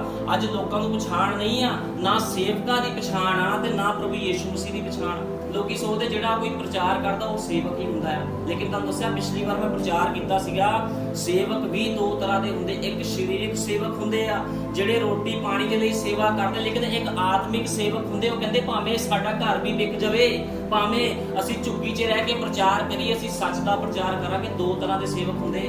ਹੁਣ ਪਛਾਣ ਵੀ ਤਾਂ ਆਉਣੀ ਚਾਹੀਦੀ ਵੀ ਸੇਵਕ ਕਿੱਦਾਂ ਦੇ ਹੁੰਦੇ ਆ। ਲੇਕਿਨ ਪਛਾਣ ਕਰਾਂਦਾ ਕੌਣ ਆ? ਜਦੋਂ ਤੱਕ ਖੁਦ ਪਵਿੱਤਰ ਆਤਮਾ ਨਹੀਂ ਆਉਂਦਾ ਪਛਾਣ ਨਹੀਂ ਹੁੰਦੀ। ਹੁਣ ਇੱਥੇ ਕੀ ਹੋਇਆ? ਅਤੇ ਉਸਨੇ ਉਸਨੂੰ ਆਖਿਆ ਜਾ ਤੇਰੀ ਸੁਖ ਰਹੂ। ਪਰ ਜਦ ਉਸਦੇ ਕੋਲੋਂ ਥੋੜੀ ਦੂਰ ਚਲਿਆ ਗਿਆ ਤਾਂ ਪਰਮੇਸ਼ਵਰ ਦੇ ਜਨ ਅਲੀਸ਼ਾ ਦੇ ਬਾਲ ਕੇ ਗੇਹਜੀ ਨੇ ਆਖਿਆ, ਵੇਖ ਮੇਰੇ ਸਵਾਮੀ ਨੇ ਨਮਾਨ ਅਰਾਮੀ ਦੇ ਹੱਥੋਂ ਜੋ ਕੁਝ ਉਹ ਲਿਆਇਆ ਸੀ ਨਾ ਲਿਆ। ਉਹ ਕਹਿੰਦਾ ਵੀ ਮੇਰੇ ਸਵਾਮੀ ਨੇ ਤਾਂ ਕੁਝ ਲਿਆ ਨਹੀਂ। ਹੁਣ ਉਹਦੇ ਮਨ 'ਚ ਕੀ ਆਇਆ? ਲਾਲਚ ਆ ਗਿਆ। ਕਿਉਂਕਿ ਜਿਹੜੀ ਲਾਲਚ ਬੜੀ ਬੁਰੀ ਬਲਾ ਹੁੰਦੀ ਆ। ਉਹਦੇ ਮਨ 'ਚ ਲਾਲਚ ਆਇਆ ਵੀ ਮੇਰੇ ਸਵਾਮੀ ਨੇ ਉਹਨੂੰ ਚੰਗਾ ਕੀਤਾ, ਲੇਕਿਨ ਲਿਆ ਤਾਂ ਕੁਝ ਵੀ ਨਹੀਂ, ਨਾ ਪੈਸਾ ਲਿਆ ਨਾ ਕੋਈ ਦਸ਼ਮਾਸ਼ ਲਿਆ। ਕਹਿੰਦਾ ਮੈਂ ਚੋਰੀ ਜਾਊਂਗਾ ਤੇ ਉਹको ਲਊਂਗਾ। ਗੇਹਾਜੀ ਨੇ ਆਖਿਆ, ਵੇਖ ਮੇਰੇ ਸਵਾਮੀ ਨੇ ਨਮਾਨ ਅਰਾਮੀ ਦੇ ਹੱਥੋਂ ਜੋ ਕੁਝ ਲਿਆਇਆ ਸੀ ਕੁਝ ਨਾ ਲੈ ਕੇ ਵਰਜ ਦਿੱਤਾ। ਜਿਉਂਦੇ ਯਹੋਵਾ ਦੀ ਸਹੁੰ ਸੱਚਮੁੱਚ ਉਸਦੇ ਪਿੱਛੇ ਨੱਸਾਂਗਾ ਅਤੇ ਉਸਦੇ ਕੋਲੋਂ ਕੁਝ ਲੈ ਕੇ ਆਵਾਂਗਾ। ਕਿ ਦੇਖੋ ਲਾਲਚ ਕਰਦਾ ਹੋਇਆ ਇਹ ਕੀ ਕਰ ਰਿਹਾ? ਗੇਹਜੀ ਅਲੀਸ਼ਾ ਦਾ ਚੇਲਾ ਜਿਉਂਦੇ ਪਰਮੇਸ਼ਵਰ ਦੀ ਸਹੁੰ ਖਾ ਰਿਹਾ ਹੈ। ਸਹੁੰ ਖਾ ਕੇ ਕਹਿੰਦਾ ਉਹਦੇ ਪਿੱਛੇ ਜਾਊਂਗਾ ਤੇ ਸਮਾਨ ਲੈ ਕੇ ਆਊਂਗਾ ਉਹਦੇ ਕੋਲੋਂ। ਜਿਉਂਦੇ ਯਹੋਵਾ ਦੀ ਸਹੁੰ ਪਿੱਛੇ ਨੱਸਾਂਗਾ ਤੇ ਕੁਝ ਲੈ ਕੇ ਆਵਾਂਗਾ। ਸੋ ਗੇਹਾਜੀ ਸ਼ਤਾਬੀ ਨਾਲ ਨਮਾਨ ਦੇ ਮਗਰ ਗਿਆ। ਤਦ ਨਮਾਨ ਨੇ ਵੇਖਿਆ ਭਈ ਮੇਰੇ ਕੋਲ ਕੋਈ ਮਗਰ ਨੱਸਿਆ ਆਉਂਦਾ ਹੈ, ਤਾਂ ਉਸਨੇ ਉਸਨੂੰ ਮਿਲਣ ਲਈ ਆਪਣੇ ਰੱਥ ਤੋਂ ਉਤਰਿਆ ਅਤੇ ਬੋਲਿਆ, ਸੁਖ ਤਾਂ ਹੈ? ਉਸਨੇ ਆਖਿਆ, ਸਭ ਸੁਖ ਹੈ ਸਵਾਮੀ। ਮੇਰੇ ਸਵਾਮੀ ਨੇ ਇਹ ਆਖਣ ਲਈ ਮੈਨੂੰ ਘੱਲਿਆ ਹੈ ਵੀ ਵੇਖ ਨਬੀਆਂ ਦੇ ਪੁੱਤਰਾਂ ਵਿੱਚੋਂ ਦੋ ਜਵਾਨ ਇਫਰਾਇਮ ਦੇ ਪਹਾੜੀ ਦੇਸ਼ ਤੋਂ ਹੁਣੇ ਮੇਰੇ ਕੋਲ ਆਏ। ਹੁਣ ਦੇਖੋ ਜਦੋਂ ਆਪਣੇ ਰੱਥ ਤੋਂ ਰੁਕਿਆ ਉਹਨੇ ਦੇਖਿਆ ਮੇਰੇ ਪਿੱਛੇ ਕੋਈ ਨੱਠਿਆ ਆ ਰਿਹਾ। ਜਦੋਂ ਉਹਨੇ ਦੇਖਿਆ ਤੇ ਅਲੀਸ਼ਾ ਦਾ ਚੇਲਾ ਆ, ਉਹ ਕਹਿੰਦਾ ਵੀ ਤੈਨੂੰ ਕੀ ਲੋੜ ਆ, ਕੀ ਘਟਿਤ ਹੋ ਗਿਆ ਵੀ ਤੂੰ ਮੇਰੇ ਪਿੱਛੇ ਭੱਜ ਰਿਹਾ, ਵੀ ਕੀ ਪ੍ਰੋਬਲਮ, ਕੀ ਤੈਨੂੰ ਕੀ ਮੁਸ਼ਕਲ ਆ? ਉਹ ਕਹਿੰਦਾ ਕੋਈ ਮੁਸ਼ਕਲ ਨਹੀਂ। ਕਹਿੰਦਾ ਮੇਰੇ ਸਵਾਮੀ ਦੇ ਕੋਲ ਕਹਿੰਦਾ ਦੋ ਨਬੀ ਆਏ, ਉਹਨਾਂ ਵਾਸਤੇ ਸਾਨੂੰ ਕੱਪੜੇ ਦੇ ਦੇ। ਝੂਠ ਬੋਲ ਕੇ ਕੀ ਹੋਇਆ? ਉਹਦੇ ਕੋਲੋਂ ਉਹਨੇ ਪੈਸਾ ਤੇ ਕੱਪੜੇ ਲੈ ਕੇ ਚਲਾ ਗਿਆ। ਲੇਕਿਨ ਕੀ ਹੁੰਦਾ ਆ ਦੇਖੋ, ਤਦ ਉਹ ਅੰਦਰ ਆ ਕੇ ਆਪਣੇ ਸਵਾਮੀ ਦੇ ਅੱਗੇ ਖਲੋਤਾ। ਹੁਣ ਕੀ ਹੋਇਆ? ਜਦੋਂ ਕੱਪੜੇ ਸਾਰਾ ਸਮਾਨ ਲੈ ਕੇ ਆ ਗਏ, ਜਦੋਂ ਉਹਦੇ ਸਵਾਮੀ ਨੇ ਨਹੀਂ ਲਿਆ ਸੀ ਤਾਂ ਗੇਹਜੀ ਨੂੰ ਵੀ ਨਹੀਂ ਲੈਣਾ ਚਾਹੀਦਾ ਸੀਗਾ। ਸਾਰਾ ਕੁਝ ਸਮਾਨ ਆਪਣੇ ਘਰੇ ਲੁਕੋ ਕੇ ਕੀ ਹੁੰਦਾ ਆ ਆਪਣੇ ਸਵਾਮੀ ਦੇ ਕੋਲ ਗਿਆ, ਉਹਦੇ ਅੱਗੇ ਖਲੋਤਾ ਤਾਂ ਅਲੀਸ਼ਾ ਨੇ ਉਸਨੂੰ ਆਖਿਆ ਕਿ ਹਾਜੀ ਤੂੰ ਕਿੱਥੋਂ ਆ ਰਿਹਾ ਹੈ? ਹੁਣ ਉਹਦੇ ਮਾਲਕ ਨੇ ਪੁੱਛਿਆ, ਨਬੀ ਨੇ ਪੁੱਛਿਆ ਤੂੰ ਕਿੱਥੋਂ ਆ ਰਿਹਾ ਆ? ਉਹ ਬੋਲਿਆ ਤੇਰਾ ਬਾਦਸ਼ਾਹ ਇੱਧਰ ਉੱਧਰ ਕਿਤੇ ਨਹੀਂ ਗਿਆ।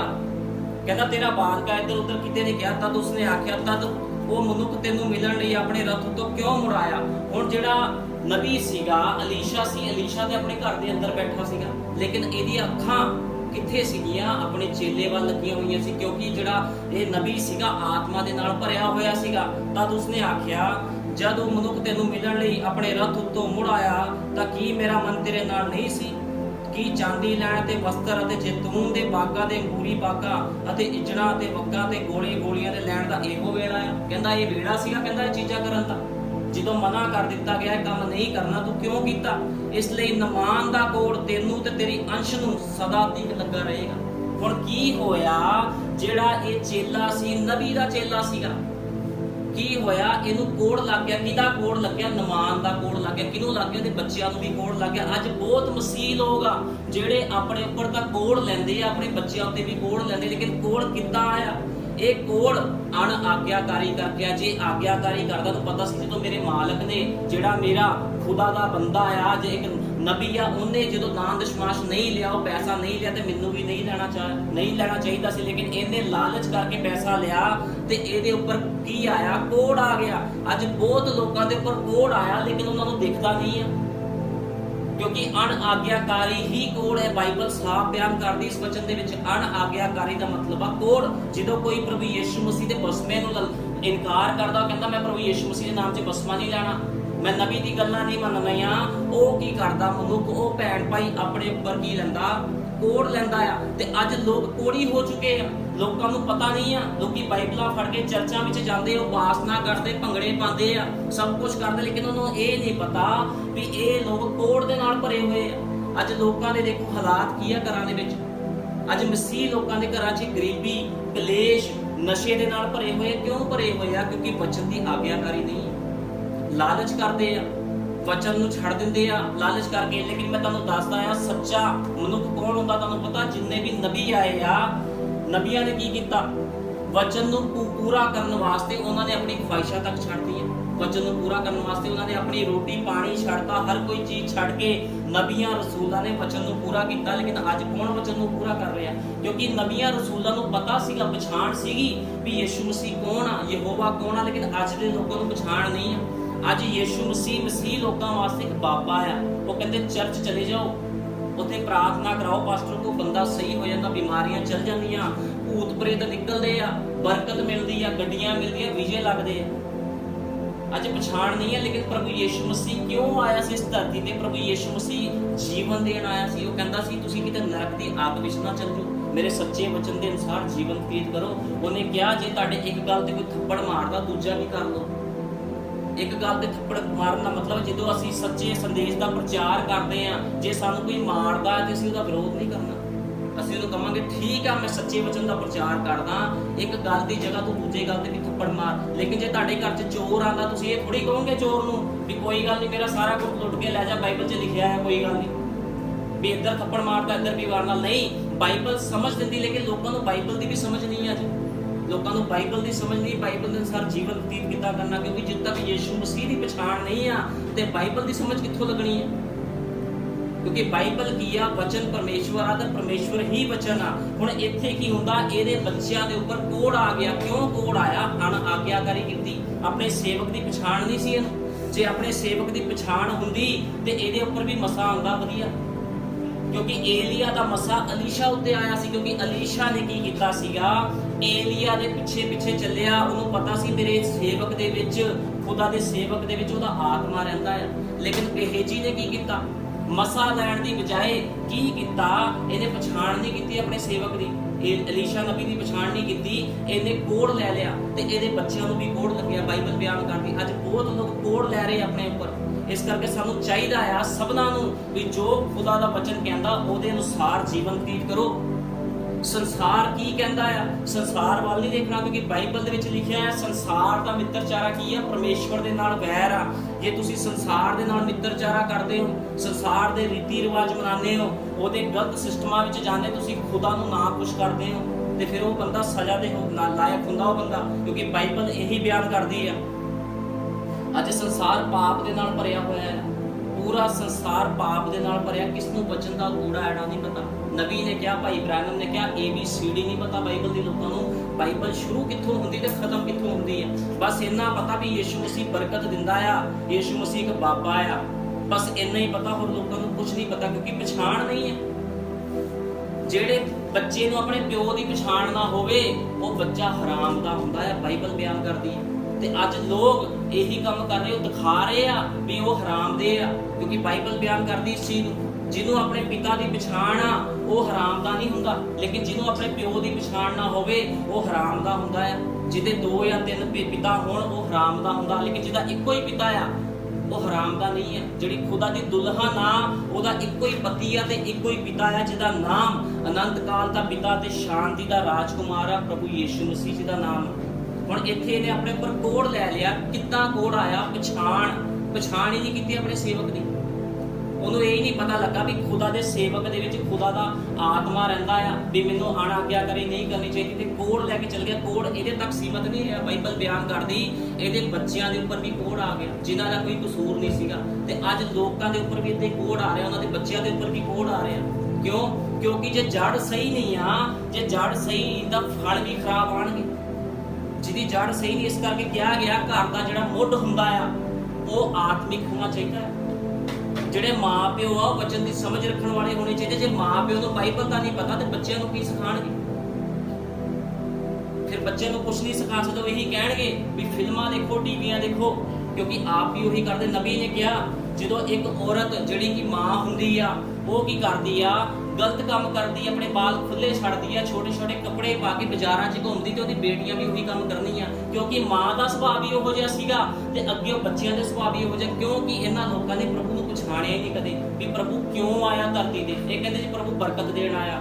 ਪਿਛਲੇ ਸੰਡੇ ਮੈਂ ਪ੍ਰਚਾਰ ਕੀਤਾ ਸੀ, ਲੋਕ ਕਹਿੰਦੇ ਵੀ ਪ੍ਰਭੂ ਸਾਨੂੰ ਪਿਆਰ ਕਰਦਾ, ਚਰਚ ਨਾ ਵੀ ਜਾਈਏ ਤੇ ਕੋਈ ਗੱਲ ਨਹੀਂ, ਘਰੇ ਬੈਠ ਕੇ ਉਪਾਸਨਾ ਕਰ ਸਕਦੇ ਹਾਂ। ਪ੍ਰਭੂ ਪਿਆਰ ਨਹੀਂ ਕਰਦਾ। ਪ੍ਰਭੂ ਯੀਸ਼ੂ ਮਸੀਹ ਨੇ ਨਏ ਨਿਯਮ 'ਚ ਬਹੁਤ ਸਖਤੀ ਕੀਤੀ। ਮੈਂ ਤੁਹਾਨੂੰ ਦੱਸਿਆ ਸੀ, ਬਹੁਤ ਜ਼ਿਆਦਾ ਉਹਨੇ ਸਖਤੀ ਕਰਤੀ। ਇਹ ਪ੍ਰਭੂ ਆਪਣੀ ਪਛਾਣ ਕਰਾਉਂਦਾ ਆ, ਕਿਉਂਕਿ ਇਹ ਉਹੀ ਯਹੋਵਾ ਆ ਜਿਹੜਾ ਮੂਸਾ ਨੂੰ ਪਹਾੜ ਦੇ ਉੱਪਰ ਮਿਲਿਆ ਸੀ। ਤੇ ਕੀ ਹੋਇਆ ਜਦੋਂ ਯੀਸ਼ੂ ਮਸੀਹ ਬਣ ਕੇ ਆਇਆ ਤੇ ਉਹਨੇ ਬਹੁਤ ਜ਼ਿਆਦਾ ਸਖਤੀ ਕਰਤੀ।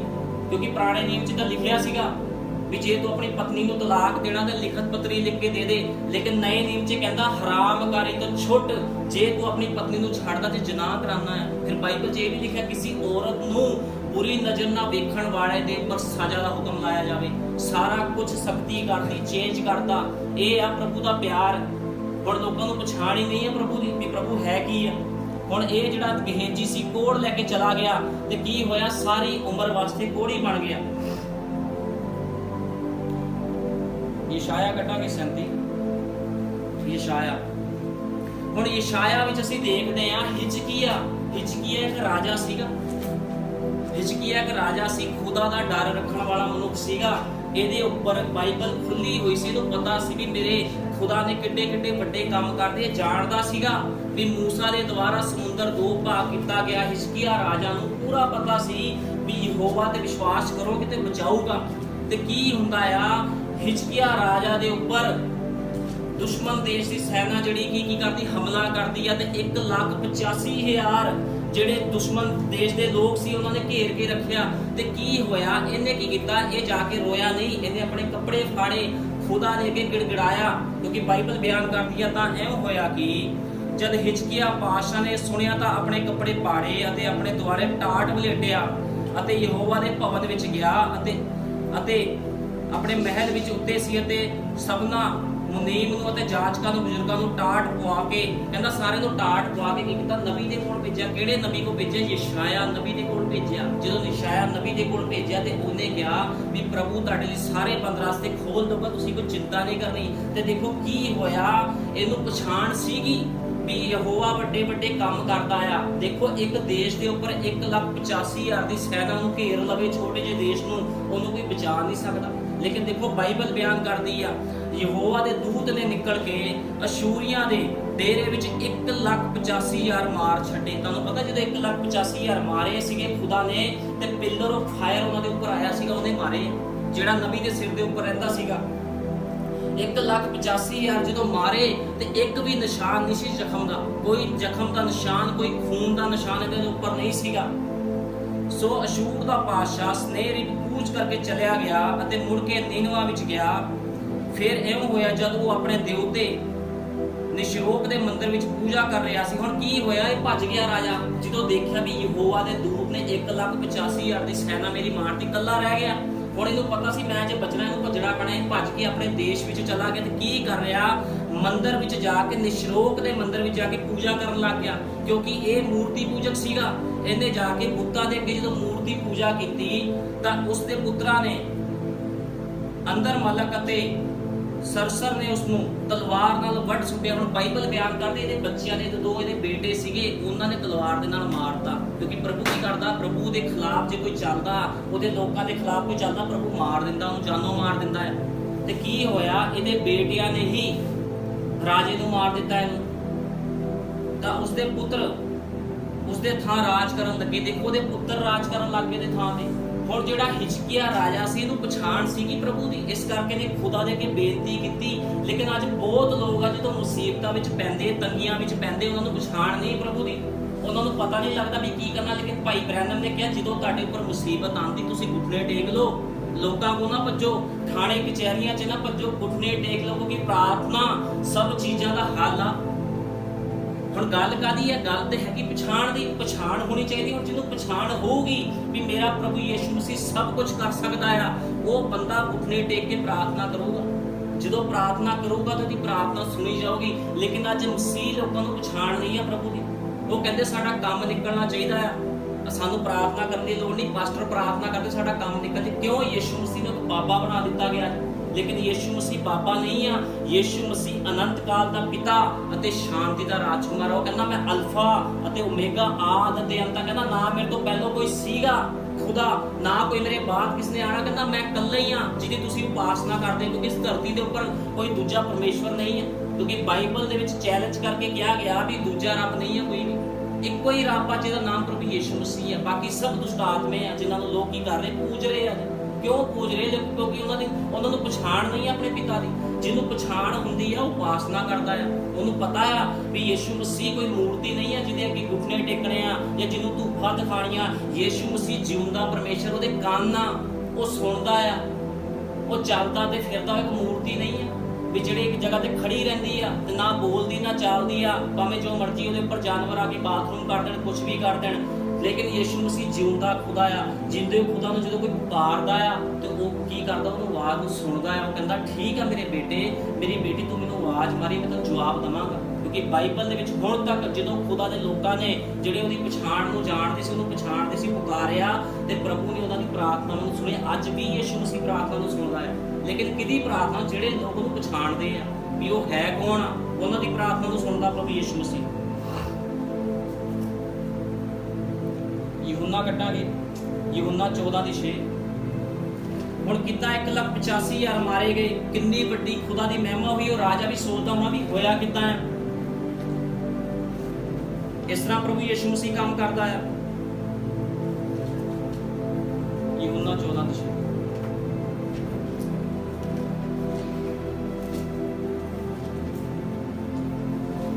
ਯਹੂਨਾ 14:6 ਵਿੱਚ ਲਿਖਿਆ, ਯਿਸੂ ਨੇ ਉਹਨਾਂ ਨੂੰ ਆਖਿਆ, ਰਾਹ, ਸੱਚਾਈ ਅਤੇ ਜੀਵਨ ਮੈਂ ਹਾਂ, ਮੇਰੇ ਵਸੀਲੇ ਬਿਨਾਂ ਕੋਈ ਵੀ ਪਿਤਾ ਦੇ ਕੋਲ ਨਹੀਂ ਆਉਂਦਾ। ਜੇ ਤੁਸੀਂ ਮੈਨੂੰ ਜਾਣਦੇ ਤਾਂ ਮੇਰੇ ਪਿਤਾ ਨੂੰ ਵੀ ਜਾਣਦੇ, ਇਦੋਂ ਅੱਗੇ ਤੁਸੀਂ ਉਸ ਨੂੰ ਜਾਣਦੇ ਅਤੇ ਉਸ ਨੂੰ ਵੇਖ ਲਿਆ ਹੈ। ਹੁਣ ਕੀ ਹੋਇਆ? ਯਿਸੂ ਮਸੀਹ ਆਪਣੇ ਚੇਲਿਆਂ ਨਾਲ ਗੱਲਬਾਤ ਕਰ ਰਿਹਾ ਸੀ। ਯਿਸੂ ਮਸੀਹ ਕਹਿੰਦਾ ਰਾਹ ਵੀ ਮੈਂ ਆ, ਸੱਚਾਈ ਵੀ ਮੈਂ ਤੇ ਜੀਵਨ ਵੀ ਮੈਂ ਆ।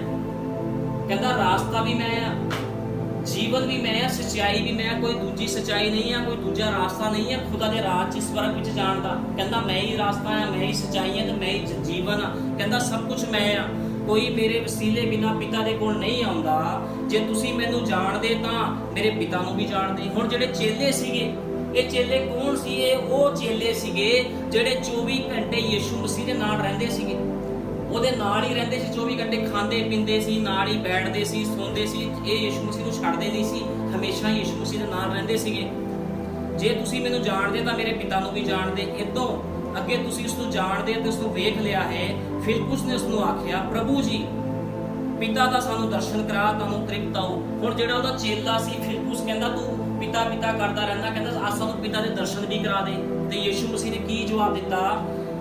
ਯਿਸੂ ਮਸੀਹ ਨੇ ਆਖਿਆ, ਪ੍ਰਭੂ ਯਿਸੂ ਨੇ ਉਸ ਨੂੰ ਆਖਿਆ, ਫਿਲਿਪੁਸ, ਇੰਨੇ ਚਿਰ ਤੋਂ ਮੈਂ ਤੁਹਾਡੇ ਨਾਲ ਹਾਂ, ਕੀ ਤੂੰ ਮੈਨੂੰ ਨਹੀਂ ਜਾਣਿਆ? ਜਿਹਨੇ ਮੈਨੂੰ ਵੇਖਿਆ ਉਸਨੇ ਪਿਤਾ ਨੂੰ ਵੇਖਿਆ ਹੈ। ਹੁਣ ਅੱਜ ਬਹੁਤ ਲੋਕ ਆ ਜਿਹੜੇ ਪ੍ਰਭੂ ਯਿਸੂ ਮਸੀਹ ਦੇ ਨਾਲ ਤਾਂ ਰਹਿੰਦੇ ਆ, ਉਹ ਕਹਿੰਦੇ ਜੀ ਅਸੀਂ ਪ੍ਰਭੂ ਦੀ ਉਪਾਸਨਾ ਕਰਦੇ ਆ, ਅਸੀਂ ਖੁਦਾ ਦੇ ਘਰ 'ਚ ਜਾਂਦੇ, ਲੇਕਿਨ ਯਿਸੂ ਮਸੀਹ ਨੂੰ ਉਹਨਾਂ ਨੇ ਵੇਖਿਆ ਨਹੀਂ ਆ, ਯਿਸੂ ਮਸੀਹ ਦੀ ਪਛਾਣ ਨਹੀਂ ਹੈ ਉਹਨਾਂ ਨੂੰ। ਉਹ ਸਿਰਫ ਕੀ ਕਰਦੇ ਆ? ਯਿਸੂ ਮਸੀਹ ਨੂੰ ਇੱਕ ਬਾਲਕ ਦੇ ਰੂਪ 'ਚ ਸਵੀਕਾਰ ਕਰਦੇ ਕਿ ਜਿਹੜਾ ਬਾਲਕ 2021 ਸਾਲ ਪਹਿਲਾਂ ਧਰਤੀ ਤੇ ਆਇਆ ਸੀਗਾ, ਉਹ ਇਸੇ ਯਿਸੂ ਮਸੀਹ ਨੂੰ ਮੰਨੀ ਜਾਂਦੇ। ਲੇਕਿਨ ਯਿਸੂ ਮਸੀਹ ਅੱਜ ਇੱਕ ਅੱਗ ਦੇ ਰੂਪ ਦੇ ਵਿੱਚ, ਅੱਜ ਯਿਸੂ ਮਸੀਹ ਪਵਿੱਤਰ ਆਤਮਾ ਆ। ਹੁਣ ਇੱਥੇ ਕੀ ਹੋ ਰਿਹਾ? ਚੇਲੇ ਵੀ ਕਹਿੰਦੇ ਸਾਨੂੰ ਪਿਤਾ ਦਾ ਦਰਸ਼ਨ ਕਰਾ। ਉਹ ਕਹਿੰਦਾ ਯਿਸੂ ਮਸੀਹ ਜਿਹਨੇ ਮੈਨੂੰ ਵੇਖਿਆ ਆ, ਕਹਿੰਦਾ ਉਹਨੇ ਪਿਤਾ ਨੂੰ ਵੇਖਿਆ। ਤੂੰ ਕੀ ਪੂਰਾ ਆਖਦਾ ਹੈ ਵੀ ਮੈਨੂੰ ਪਿਤਾ ਦੇ ਦਰਸ਼ਨ ਕਰਾ? ਕੀ ਤੂੰ ਸਤ ਨਹੀਂ ਮੰਨਦਾ ਜੋ ਪਿਤਾ ਮੇਰੇ ਵਿੱਚ ਅਤੇ ਮੈਂ ਪਿਤਾ ਵਿੱਚ ਹਾਂ। ਇਹ ਗੱਲਾਂ ਜਿਹੜੀਆਂ ਮੈਂ ਤੁਹਾਨੂੰ ਆਖਦਾ ਆਪ ਤੋਂ ਨਹੀਂ ਆਖਦਾ, ਪਰ ਪਿਤਾ ਮੇਰੇ ਵਿੱਚ ਰਹਿੰਦੀ ਆ। ਹੁਣ ਦੇਖੋ ਪ੍ਰਭੂ ਯਿਸੂ ਮਸੀਹ ਕਲੀਅਰ ਉਹਨਾਂ ਦੱਸ ਰਿਹਾ ਸੀ ਕਿ ਮੈਂ ਹੀ ਪਿਤਾ ਆ, ਯਹੋਵਾ ਮੈਂ ਹੀ ਹਾਂ, ਲੇਕਿਨ ਉਹ ਪਛਾਣ ਨਹੀਂ ਸਕੇ। ਕਿਉਂ ਨਹੀਂ ਪਛਾਣ ਸਕੇ? ਕਿਉਂਕਿ ਚੇਲੇ ਸਰੀਰ ਦੇ ਵਿੱਚ ਸੀਗੇ, ਚੇਲਿਆਂ ਦੇ ਅੰਦਰ ਹਲੇ ਤੱਕ ਪਵਿੱਤਰ ਆਤਮਾ ਨਹੀਂ ਆਇਆ ਸੀਗਾ। ਲੇਕਿਨ ਉਹ ਕਹਿੰਦਾ ਜਦੋਂ ਮੈਂ ਜਾਵਾਂਗਾ ਦੂਜਾ ਸਹਾਇਕ ਤੁਹਾਡੇ ਵਾਸਤੇ ਭੇਜਾਂਗਾ। ਦੂਜਾ ਸਹਾਇਕ ਕੌਣ ਸੀਗਾ? ਪਵਿੱਤਰ ਆਤਮਾ। ਕਿਉਂਕਿ ਅੱਜ ਅਸੀਂ ਪਵਿੱਤਰ ਆਤਮਾ ਦੇ ਯੁੱਗ ਵਿੱਚ ਰਹਿ ਰਹੇ ਹਾਂ। ਇਹ ਯੁੱਗ ਕਿਹੜਾ ਆ? ਪਵਿੱਤਰ ਆਤਮਾ ਦਾ ਯੁੱਗ ਆ। ਮੈਂ ਤੁਹਾਡੇ ਕੋਲ ਆਵਾਂਗਾ, ਹੁਣ ਥੋੜੇ ਚਿਰ ਪਿੱਛੋਂ ਜਗਤ ਫਿਰ ਮੈਨੂੰ ਨਾ ਵੇਖੇਗਾ, ਪਰ ਤੁਸੀਂ ਮੈਨੂੰ ਵੇਖੋਗੇ। ਹੁਣ ਪ੍ਰਭੂ ਯਿਸੂ ਮਸੀਹ ਕਹਿੰਦਾ ਮੈਂ ਫਿਰ ਜਗਤ ਵਿੱਚ ਆਵਾਂਗਾ, ਲੇਕਿਨ ਜਗਤ ਨਹੀਂ ਦੇਖ ਸਕਦਾ ਮੈਨੂੰ, ਲੇਕਿਨ ਤੁਸੀਂ ਮੈਨੂੰ ਵੇਖੋਗੇ। ਕਿਉਂਕਿ ਜਿਹੜਾ ਮੈਨੂੰ ਪਿਆਰ ਕਰਦਾ ਹੈ ਉਹ ਮੇਰੇ ਪਿਤਾ ਦਾ ਪਿਆਰਾ ਹੈ ਅਤੇ ਉਸ ਦੇ ਨਾਲ ਮੈਂ ਪਿਆਰ ਕਰਦਾ ਹਾਂ। ਹੁਣ ਯਿਸੂ ਮਸੀਹ ਕੀ ਕਹਿ ਰਿਹਾ? ਜਿਹੜਾ ਮੇਰੇ ਹੁਕਮਾਂ ਤੇ ਚੱਲਦਾ ਆ, ਜਿਹੜਾ ਮੈਨੂੰ ਪਿਆਰ ਕਰਦਾ, ਮੇਰੇ ਹੁਕਮਾਂ ਤੇ ਚੱਲਦਾ, ਹੁਕਮਾਂ ਤੇ ਤਾਂ ਉਹ ਮਨੁੱਖ ਚੱਲੂਗਾ ਜਿਹੜਾ ਖੁਦਾ ਨੂੰ ਪਛਾਣਦਾ ਆ। ਜਿਹੜੇ ਲੋਕ ਖੁਦਾ ਨੂੰ ਪਛਾਣਦੇ ਨਹੀਂ ਆ ਉਹ ਖੁਦਾ ਦੇ ਨਾਲ ਚੱਲ ਵੀ ਨਹੀਂ ਸਕਦੇ। ਜੋ ਕੋਈ ਮੈਨੂੰ ਪਿਆਰ ਕਰਦਾ ਮੇਰੇ ਵਚਨ ਦੀ ਪਾਲਣਾ ਕਰੇਗਾ ਅਤੇ ਮੇਰਾ ਪਿਤਾ ਉਸ ਦੇ ਨਾਲ ਪਿਆਰ ਕਰੇਗਾ ਅਤੇ ਅਸੀਂ ਉਸ ਦੇ ਕੋਲ ਆਵਾਂਗੇ ਅਤੇ ਉਸ ਦੇ ਨਾਲ ਵਾਸ ਕਰਾਂਗੇ। ਹੁਣ ਬਾਈਬਲ ਬਿਆਨ ਕਰਦੀ ਹੈ ਅਸੀਂ ਉਸ ਦੇ ਨਾਲ ਕੀ ਕਰਾਂਗੇ? ਵਾਸ ਕਰਾਂਗੇ। ਇਸ ਕਰਕੇ ਯਿਸੂ ਮਸੀਹ ਨੂੰ ਪਛਾਣਨਾ ਬਹੁਤ ਜ਼ਰੂਰੀ ਆ। ਜਿਹੜੇ ਲੋਕ ਯਿਸੂ ਮਸੀਹ ਦੀ ਪਛਾਣ ਨਹੀਂ ਕਰਦੇ, ਅੱਜ ਉਹਨਾਂ ਨੂੰ ਚਾਹੀਦਾ ਆ ਤੌਬਾ ਕਰਨ, ਆਪਣੇ ਗੁਨਾਹ ਪਾਪਾਂ ਦੀ ਮਾਫੀ ਦੇ ਲਈ ਯਿਸੂ ਮਸੀਹ ਦੇ ਨਾਮ 'ਚ ਬਸਮਾ ਲੈਣ, ਤੌਬਾ ਕਰਨ ਤੇ ਕਹਿਣ ਪ੍ਰਭੂ ਜੀ ਸਾਨੂੰ ਤੇਰੀ ਪਛਾਣ ਚਾਹੀਦੀ ਆ। ਤੁਹਾਨੂੰ ਪਤਾ ਬਿਨਾਂ ਆਧਾਰ ਕਾਰਡ ਤੋਂ ਤੁਹਾਡੇ ਸਰਕਾਰੀ ਕੰਮ ਨਹੀਂ ਹੋ ਸਕਦੇ। ਇਦਾਂ ਹੀ ਇੱਕ ਆਇਡੈਂਟੀ ਚਾਹੀਦੀ ਆ। ਯਿਸੂ ਮਸੀਹ ਦੇ ਕੋਲ ਜਾਣ ਵਾਸਤੇ ਵੀ ਸਾਡੇ ਕੋਲ ਇੱਕ ਪਛਾਣ ਹੋਣੀ ਚਾਹੀਦੀ ਆ। ਜਿਹਦੇ ਕੋਲ ਪਛਾਣ ਪੱਤਰ ਹੋਊਗਾ ਉਹ ਮਨੁੱਖ ਖੁਦਾ ਦੇ ਰਾਜ 'ਚ ਜਾਊਗਾ। ਤੇ ਇਹ ਪਛਾਣ ਪੱਤਰ ਕਿਹਨੂੰ ਦਿੱਤਾ ਗਿਆ? ਇਹ ਪਛਾਣ ਪੱਤਰ ਉਹਨੇ ਆਪਣੀ ਦੁਲਹਨ ਨੂੰ ਦਿੱਤਾ ਆ, ਜਿਹਨੂੰ ਉਹ ਲੈਣ ਆ ਰਿਹਾ ਆ। ਉਹ ਕਹਿੰਦਾ ਮੈਂ ਆਖਰੀ ਸਮੇਂ ਦੇ ਵਿੱਚ ਜਿਉਂਦਾ ਹੀ ਤੁਹਾਨੂੰ ਉਠਾਵਾਂਗਾ। ਹੁਣ ਇਹੀ ਤਾਂ ਅੱਜ ਮਸਲਾ ਆ, ਲੋਕਾਂ ਨੂੰ ਪਛਾਣ ਨਹੀਂ ਆ। ਜੇ ਲੋਕਾਂ ਨੂੰ ਪਛਾਣ ਕਰਾਈ ਜਾਂਦੀ ਆ ਉਹ ਕਹਿੰਦੇ ਅਸੀਂ ਪਛਾਣ ਪੱਤਰ ਨਹੀਂ ਬਣਾਉਣਾ। ਤੁਹਾਨੂੰ ਪਤਾ ਬਿਨਾਂ ਪਛਾਣ ਪੱਤਰ ਤੋਂ ਸੁਵਿਧਾ ਨਹੀਂ ਮਿਲਦੀ, ਕਦੇ ਵੀ ਸਰਕਾਰੀ ਕੰਮ ਨਹੀਂ ਹੁੰਦੇ। ਇਸੇ ਤਰ੍ਹਾਂ ਖੁਦਾ ਦੇ ਰਾਜ 'ਚ ਜਾਣਾ ਹੈ ਤਾਂ ਪਛਾਣ ਪੱਤਰ ਚਾਹੀਦਾ ਆ। ਯਿਸੂ ਮਸੀਹ ਨੂੰ ਪਛਾਣਨਾ ਪੈਣਾ ਕਿ ਯਿਸੂ ਮਸੀਹ ਹੈ ਕੌਣ ਆ। ਜੇ ਕੋਈ ਕਹਿੰਦਾ ਯਿਸੂ ਮਸੀਹ ਤਿੰਨ ਆ, ਉਹ ਤਿੰਨ ਨਹੀਂ ਆ। ਪਿਤਾ ਪੁੱਤਰ ਪਵਿੱਤਰ ਆਤਮਾ ਦਾ ਮਤਲਬ ਆ ਅਨੰਤ ਕਾਲ ਦਾ ਪਿਤਾ ਪ੍ਰਭੂ ਯਿਸੂ ਮਸੀਹ। ਇਹ ਆ ਉਹਦੀ ਪਛਾਣ। ਹੁਣ ਅੱਜ ਲੋਕਾਂ ਨੂੰ ਪਛਾਣ ਨਹੀਂ, ਇਸ ਕਰਕੇ ਲੋਕ ਅੱਜ ਬਿਮਾਰੀਆਂ ਦੇ ਵਿੱਚ ਆ, ਪਰੇਸ਼ਾਨੀਆਂ ਦੇ ਵਿੱਚ ਆ, ਧੋਖੇ ਦੇ ਵਿੱਚ ਆ, ਲੋਕ ਵਿਚਾਰੀ ਦੇ ਵਿੱਚ ਆ। ਕਿਉਂ ਵਿਚਾਰੀ ਦੇ ਵਿੱਚ ਆ? ਕਿਉਂ ਦੁੱਖਾਂ ਦੇ ਵਿੱਚ ਆ? ਕਿਉਂਕਿ ਉਹਨਾਂ ਨੂੰ ਪਛਾਣ ਨਹੀਂ ਆ ਪ੍ਰਭੂ ਦੀ ਕਿ ਪ੍ਰਭੂ ਯਿਸੂ ਮਸੀਹ ਕੌਣ। ਰਸੂਲਾਂ ਦੇ ਕਰਤੱਵ ਕੱਢਾਂਗੇ ਇੱਕ ਦੇ ਆਏ। ਹੁਣ ਦੇਖੋ ਜਦੋਂ ਪ੍ਰਭੂ ਯਿਸੂ ਮਸੀਹ ਨੀਚੇ ਆਇਆ ਉਹਨੇ ਆਪਣੇ ਚੇਲਿਆਂ ਨੂੰ ਪਛਾਣ ਕਰਾਈ, ਸਭ ਕੁਝ ਕਰਵਾਇਆ, ਲੇਕਿਨ ਉਹ ਸਰੀਰ ਦੇ ਵਿੱਚ ਭਰੇ ਹੋਏ ਸੀਗੇ। ਉਹਨਾਂ ਨੂੰ ਪਤਾ ਨਹੀਂ ਲੱਗਿਆ ਵੀ ਯਿਸੂ ਮਸੀਹ ਕੌਣ ਆ। ਲੇਕਿਨ ਪਛਾਣ ਹੁੰਦੀ ਕਦੋਂ ਆ? ਅਸੀਂ ਬਾਈਬਲ ਵਿੱਚੋਂ ਸਿੱਧ ਕਰਾਂਗੇ ਇਸ ਚੀਜ਼ ਨੂੰ। ਉਸਨੇ ਆਪਣੇ ਦੁੱਖ ਭੋਗਣ ਦੇ ਮਗਰੋਂ ਆਪਣੇ ਆਪ ਨੂੰ ਉਹਨਾਂ ਦੇ ਬਹੁਤੀਆਂ ਪ੍ਰਮਾਣਾਂ ਨਾਲ ਜਿਉਂਦਾ ਪ੍ਰਗਟ ਕੀਤਾ ਅਤੇ 40 ਦਿਨਾਂ ਤੱਕ ਉਹਨਾਂ ਨੂੰ ਦਰਸ਼ਨ ਦਿੰਦਾ ਰਿਹਾ ਅਤੇ ਪਰਮੇਸ਼ਵਰ ਦੇ ਰਾਜ ਦੀਆਂ ਗੱਲਾਂ ਕਰਦਾ ਰਿਹਾ। ਹੁਣ ਯਿਸੂ ਮਸੀਹ ਜਦੋਂ ਜਿਉਂਦਾ ਹੋਇਆ ਤੀਜੇ ਦਿਨ ਕੀ ਹੋਇਆ? 40 ਦਿਨ ਤੱਕ ਉਹਨੇ ਆਪਣੇ ਚੇਲਿਆਂ ਨੂੰ ਕੀ ਕੀਤੇ? ਦਰਸ਼ਨ ਦਿੱਤੇ। ਉਹਨਾਂ ਨੂੰ ਬਾਈਬਲ ਦੀ ਗੱਲਾਂ ਸਮਝਾਉਂਦਾ ਰਿਹਾ। ਫਿਰ ਉਹਨੇ ਕੀ ਕਿਹਾ? ਉਹਨਾਂ ਦੇ ਨਾਲ ਇਕੱਠੇ ਹੋ ਕੇ ਉਹਨਾਂ ਨੂੰ ਹੁਕਮ ਦਿੱਤਾ ਭਈ ਯਰੂਸ਼ਲਮ ਤੋਂ ਬਾਹਰ ਨਾ ਜਾਇਓ, ਪਰ ਪਿਤਾ ਦੇ ਉਸ ਕਰਾਰ ਦੀ ਉਡੀਕ ਵਿੱਚ ਰਹੋ ਜਿਸ ਦੇ ਵਿਖੇ ਤੁਸੀਂ ਮੈਥੋਂ ਸੁਣਿਆ ਹੈ। ਕਿਉਂ ਜੋ ਯਹੂਨਾ ਨੇ ਤਾਂ ਪਾਣੀ ਨਾਲ ਬਸਮਾ ਦਿੱਤਾ, ਪਰ ਥੋੜੇ ਦਿਨਾਂ ਪਿੱਛੋਂ ਮੈਂ ਤੁਹਾਨੂੰ ਪਵਿੱਤਰ ਆਤਮਾ ਦੇ ਨਾਲ ਅਤੇ ਅੱਗ ਦੇ ਨਾਲ ਬਸਮਾ ਦਊਂਗਾ। ਹੁਣ ਯਿਸੂ ਮਸੀਹ ਕੀ ਕਹਿ ਰਿਹਾ ਹੈ? ਆਪਣੇ ਚੇਲਿਆਂ ਨੂੰ ਪਛਾਣ ਕਰਾ ਰਿਹਾ ਆਪਣੀ। ਕਹਿੰਦਾ ਯਹੂਨਾ ਨੇ ਕਹਿੰਦਾ ਪਾਣੀ ਦੇ ਨਾਲ ਬਸਮਾ ਦਿੱਤਾ ਸੀ ਤੋਬਾ ਦਾ, ਲੇਕਿਨ ਕਹਿੰਦਾ ਜਦੋਂ ਮੈਂ ਤੁਹਾਡੇ ਵਿੱਚ ਆਊਂਗਾ, ਕਹਿੰਦਾ ਮੈਂ ਜਾ ਰਿਹਾ ਆ, ਕਹਿੰਦਾ ਜਦੋਂ ਮੈਂ ਤੁਹਾਡੇ ਵਿੱਚ ਆਊਂਗਾ ਪਵਿੱਤਰ ਆਤਮਾ ਬਣ ਕੇ ਤੇ ਕਹਿੰਦਾ ਮੈਂ ਤੁਹਾਨੂੰ ਅੱਗ ਦੇ ਨਾਲ ਬਸਮਾ ਦਊਂਗਾ। ਫਿਰ ਕੀ ਹੁੰਦਾ ਆ? ਸੋ ਜਾਓ। ਇਕੱਠੇ ਹੋਏ ਤਾਂ ਉਹਨਾਂ ਉਸ ਤੋਂ ਪੁੱਛਿਆ ਕਿ ਪ੍ਰਭੂ ਜੀ ਕੀ ਉਸ ਵੇਲੇ ਇਸਰਾਇਲ ਦਾ ਰਾਜ ਬਹਾਲ ਕਰਨਾ ਹੈ?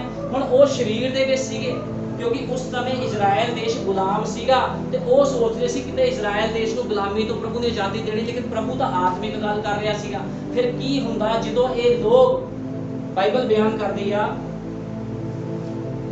ਯਹੂਨਾ, ਯਕੂਬ, ਇੰਦਰਿਆਸ, ਫਿਲਪੁਸ, ਥੋਮਾ, ਬਰਥੂਮਲਈ, ਮੱਤੀ, ਹਲਫਾ ਤੇ ਯਕੂਬ ਅਤੇ ਸ਼ਮਿਊਨ, ਯਕੂਬ ਦਾ ਪੁੱਤਰ ਯਹੂਦਾ, ਇਹ ਸਭ ਇੱਕ ਮਨ ਹੋ ਕੇ ਇਸਤਰੀਆਂ ਅਤੇ ਯਿਸੂ ਦੀ ਮਾਤਾ ਮਰੀਅਮ ਉਸਦੇ ਭਰਾਵਾਂ ਦੇ ਨਾਲ ਲਗਾਤਾਰ ਪ੍ਰਾਰਥਨਾ ਕਰਦੇ ਰਹੇ। 19 ਦਿਨੀ ਪਤਰਸ ਦੇ ਵਿਚਕਾਰ ਜੋ 19 ਦਿਨੀ ਪਤਰਸ ਭਾਈਆਂ ਦੇ ਵਿਚਕਾਰ ਜੋ ਸਾਰੇ ਮਿਲ ਕੇ 120 ਕੋ ਜਣੇ ਇਕੱਠੇ ਸਨ, ਪ੍ਰਾਰਥਨਾ ਕਰ ਰਹੇ ਸੀਗੇ। ਸਾਰੇ ਕੀ ਕਰ ਰਹੇ ਸੀ? 120 ਦੀ ਜਮਾਤ ਵਿੱਚੇ ਭੈਣ ਸੀ, ਵਿੱਚੇ ਭਾਈ ਸੀਗੇ, ਪ੍ਰਾਰਥਨਾ ਕਰ ਰਹੇ ਸੀਗੇ। ਹੁਣ ਦੇਖੋ ਚੇਲਿਆਂ ਨੂੰ ਪਛਾਣ ਨਹੀਂ ਹੋਈ ਸੀਗੀ। ਯੀਸ਼ੂ ਮਸੀਹ ਦੇ ਨਾਲ ਨਾਲ ਰਹਿੰਦੇ ਸੀਗੇ ਲੇਕਿਨ ਪਤਾ ਨਹੀਂ ਸੀ ਯੀਸ਼ੂ ਮਸੀਹ ਕੌਣ ਆ।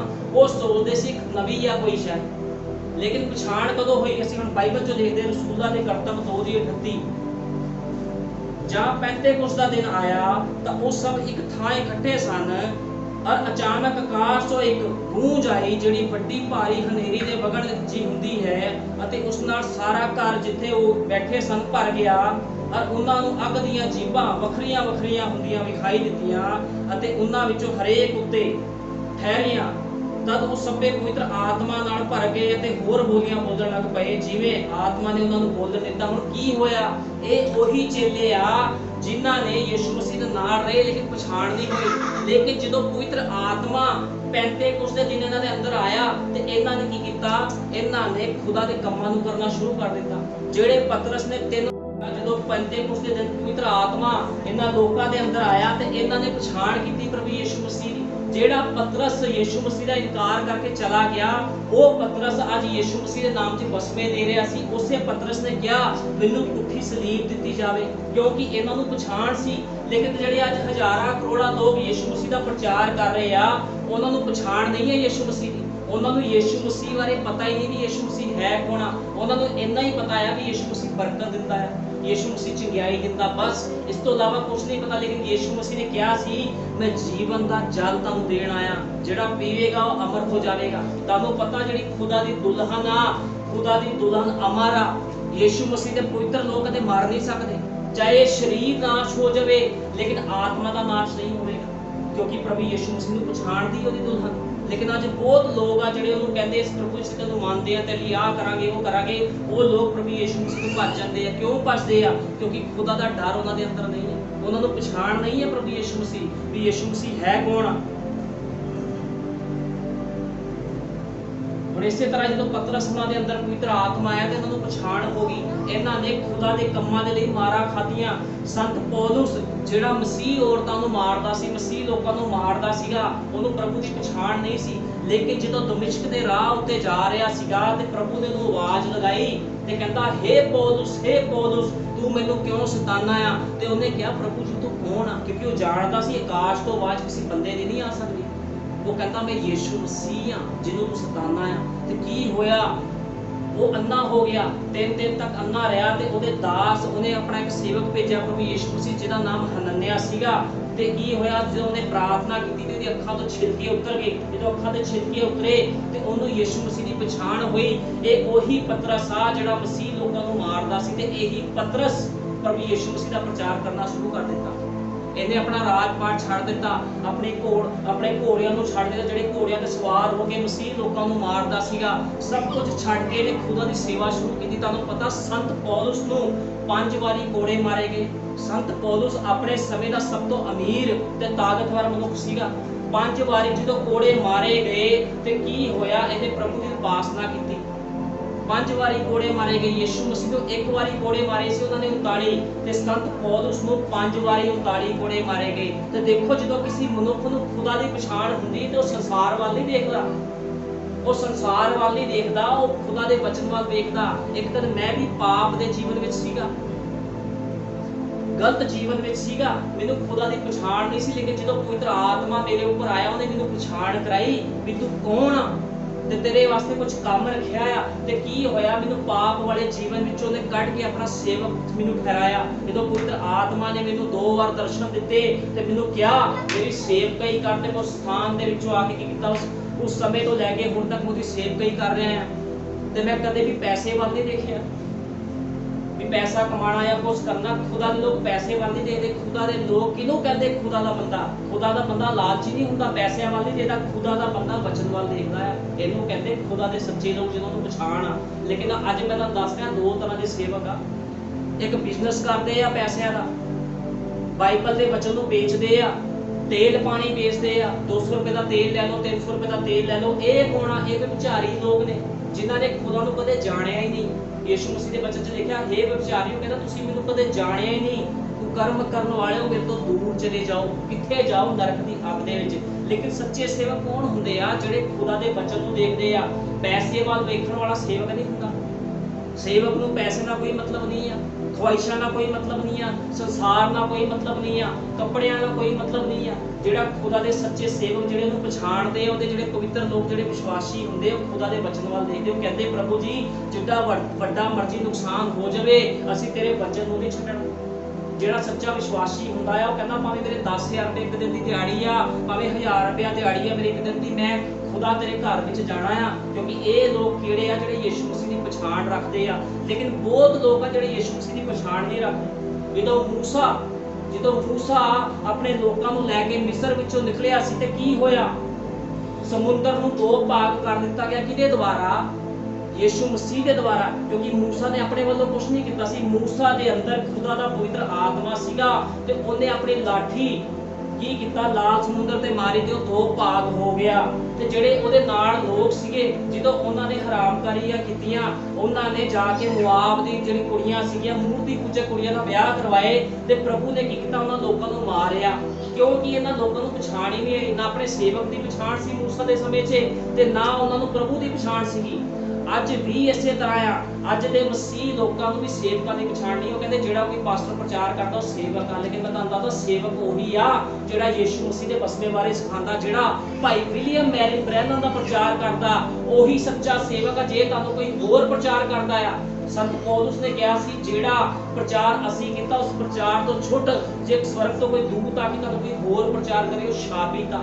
ਤੇ ਤੁਸੀਂ ਦੇਖੋ ਜਿਹੜੇ ਲੋਕ ਯਿਸੂ ਮਸੀਹ ਦੇ ਨਾਮ 'ਚ ਬਸਮਾ ਨਹੀਂ ਸਿਖਾਉਂਦੇ ਜਾਂ ਗਲਤ ਬਸਮਾ ਸਿਖਾਉਂਦੇ ਆ, ਗਲਤ ਸਿੱਖਿਆ ਦਿੰਦੇ, ਸਭ ਦੇ ਸਭ ਕੀ ਆ? ਸ਼ਰਾਬੀਤਾ। ਬਾਈਬਲ ਬਿਆਨ ਕਰਦੀ ਆ। ਇਹ ਮੈਂ ਨਹੀਂ ਬੋਲਦਾ, ਬਾਈਬਲ ਬੋਲਦੀ ਆ। ਸੰਤ ਪੌਲੁਸ ਨੇ ਕਿਹਾ ਸੀਗਾ ਵੀ ਜਿਹੜੀ ਸਿੱਖਿਆ ਸੰਤ ਪੌਲੁਸ ਨੇ ਦਿੱਤੀ, ਪਤਰਸ ਨੇ ਦਿੱਤੀ, ਇਸ ਸਿੱਖਿਆ ਤੋਂ ਇਲਾਵਾ ਕੋਈ ਹੋਰ ਸਿੱਖਿਆ ਦੇਵੇ ਤੇ ਸ਼ਾਪਿਤ ਹੋਵੇ। ਤੇ ਦੇਖੋ ਲੋਕੀ ਇਹ ਸ਼ਾਪ ਦੇ ਥੱਲੇ ਆ। ਜਿੱਦਾਂ ਮੈਂ ਤੁਹਾਨੂੰ ਦੱਸਿਆ ਵੀ ਨਮਾਨ ਦਾ ਕੋਲ ਕਿਹਨੂੰ ਲੱਗਿਆ? ਤੇ ਹੇਜੀ ਨੂੰ ਲੱਗਿਆ, ਜਿਹੜਾ ਕਿ ਇੱਕ ਏਲੀਸ਼ਾ ਨਬੀ ਦਾ ਚੇਲਾ ਸੀਗਾ। ਇੱਕ ਮਸੇ ਨਾਲ ਭਰੇ ਹੋਏ ਬੰਦੇ ਦਾ ਚੇਲਾ ਸੀ ਤੇ ਉਹਦੇ ਉੱਪਰ ਕੋੜ ਆ ਗਿਆ ਤੇ ਇੱਕ ਮੂਰਤੀ ਪੂਜਕ ਬੰਦਾ ਸ਼ਿਫਾ ਲੈ ਕੇ ਚਲਾ ਗਿਆ। ਦੇਖੋ ਕੰਮ ਉਲਟਾ ਹੋ ਗਿਆ। ਕਿਉਂ ਉਲਟਾ ਹੋਇਆ? ਪਛਾਣ ਕਰਕੇ। ਕਿਉਂਕਿ ਉਹਨੇ ਪਛਾਣ ਕਰ ਲਈ ਵੀ ਹਾਂ ਇਹ ਖੁਦਾ ਦਾ ਬੰਦਾ ਆ, ਇਹਨੇ ਜੋ ਹੁਕਮ ਦਿੱਤਾ ਮੈਂ ਮੰਨੂਗਾ। ਪਹਿਲਾਂ ਤਾਂ ਗੁੱਸਾ ਹੋ ਕੇ ਚਲਾ ਗਿਆ, ਲੇਕਿਨ ਉਹਨੇ ਦੇਖਿਆ ਵੀ ਨਹੀਂ, ਜੇ ਕੋਈ ਵੱਡਾ ਹੁਕਮ ਦਿੱਤਾ ਤਾਂ ਵੀ ਤਾਂ ਮੰਨਣਾ ਹੀ ਸੀਗਾ। ਛੋਟੀ ਜੀ ਗੱਲ ਆ, 7 ਚੁੰਮੀਆਂ ਮਾਰਨੀਆਂ।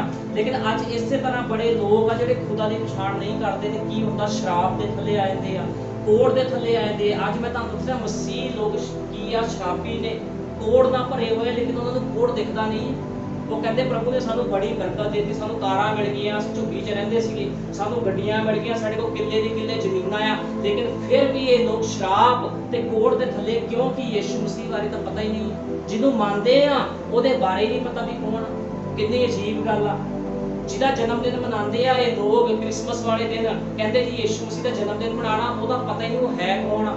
ਕਿੰਨੀ ਅਜੀਬ ਗੱਲ ਆ, ਬੜੀ ਹਾਸੇ ਵਾਲੀ ਗੱਲ ਆ। ਜਿਹਦਾ ਜਨਮ ਦਿਨ ਮਨਾ ਰਹੇ ਆ ਉਹਨੂੰ ਜਾਣਦੇ ਨਹੀਂ ਆ ਕੌਣ ਆ। ਇਹ ਤਾਂ ਪਾਗਲਪੁਣਾ ਹੋ ਗਿਆ। ਇਹਨੂੰ ਕਹਿੰਦੇ ਬੇਵਕੂਫੀ ਵਾਲੇ ਕੰਮ। ਤੇ ਯਿਸੂ ਮਸੀਹ ਕਹਿੰਦਾ, ਬਾਈਬਲ ਬਿਆਨ ਕਰਦੇ ਲੋਕ ਪਾਗਲ ਹੋ ਗਏ ਆ, ਬੇਵਕੂਫੀਆਂ ਵਾਲੇ ਕੰਮ ਕਰ ਰਹੇ ਆ। ਜੋ ਜਿਹਦਾ ਜੀ ਕਰਦਾ ਉਹੀ ਕੁਝ ਕਰੀ ਜਾਂਦਾ ਹੈ। ਸੱਚੇ ਬਚਨ ਦਾ ਕੁਝ ਨਹੀਂ ਪਤਾ। ਤਾਂ ਕਰਕੇ ਪ੍ਰਭੂ ਨੇ ਕਿਹਾ ਸੀ ਜਿਹੜਾ ਮੈਨੂੰ ਪਿਆਰ ਕਰਦਾ ਮੇਰੇ ਹੁਕਮਾਂ ਤੇ ਚੱਲਦਾ ਆ। ਅੱਜ ਬੜੇ ਲੋਕ ਕਹਿੰਦੇ ਯਿਸੂ ਮਸੀਹ ਨੂੰ ਪਿਆਰ ਕਰਦੇ ਆ। ਅਸੀਂ ਜੇ ਪਿਆਰ ਕਰਦੇ ਹੋ ਯਿਸੂ ਮਸੀਹ ਨੂੰ ਤੇ ਖੁਦਾ ਦੇ ਹੁਕਮ ਕਿਉਂ ਨਹੀਂ ਮੰਨਦੇ?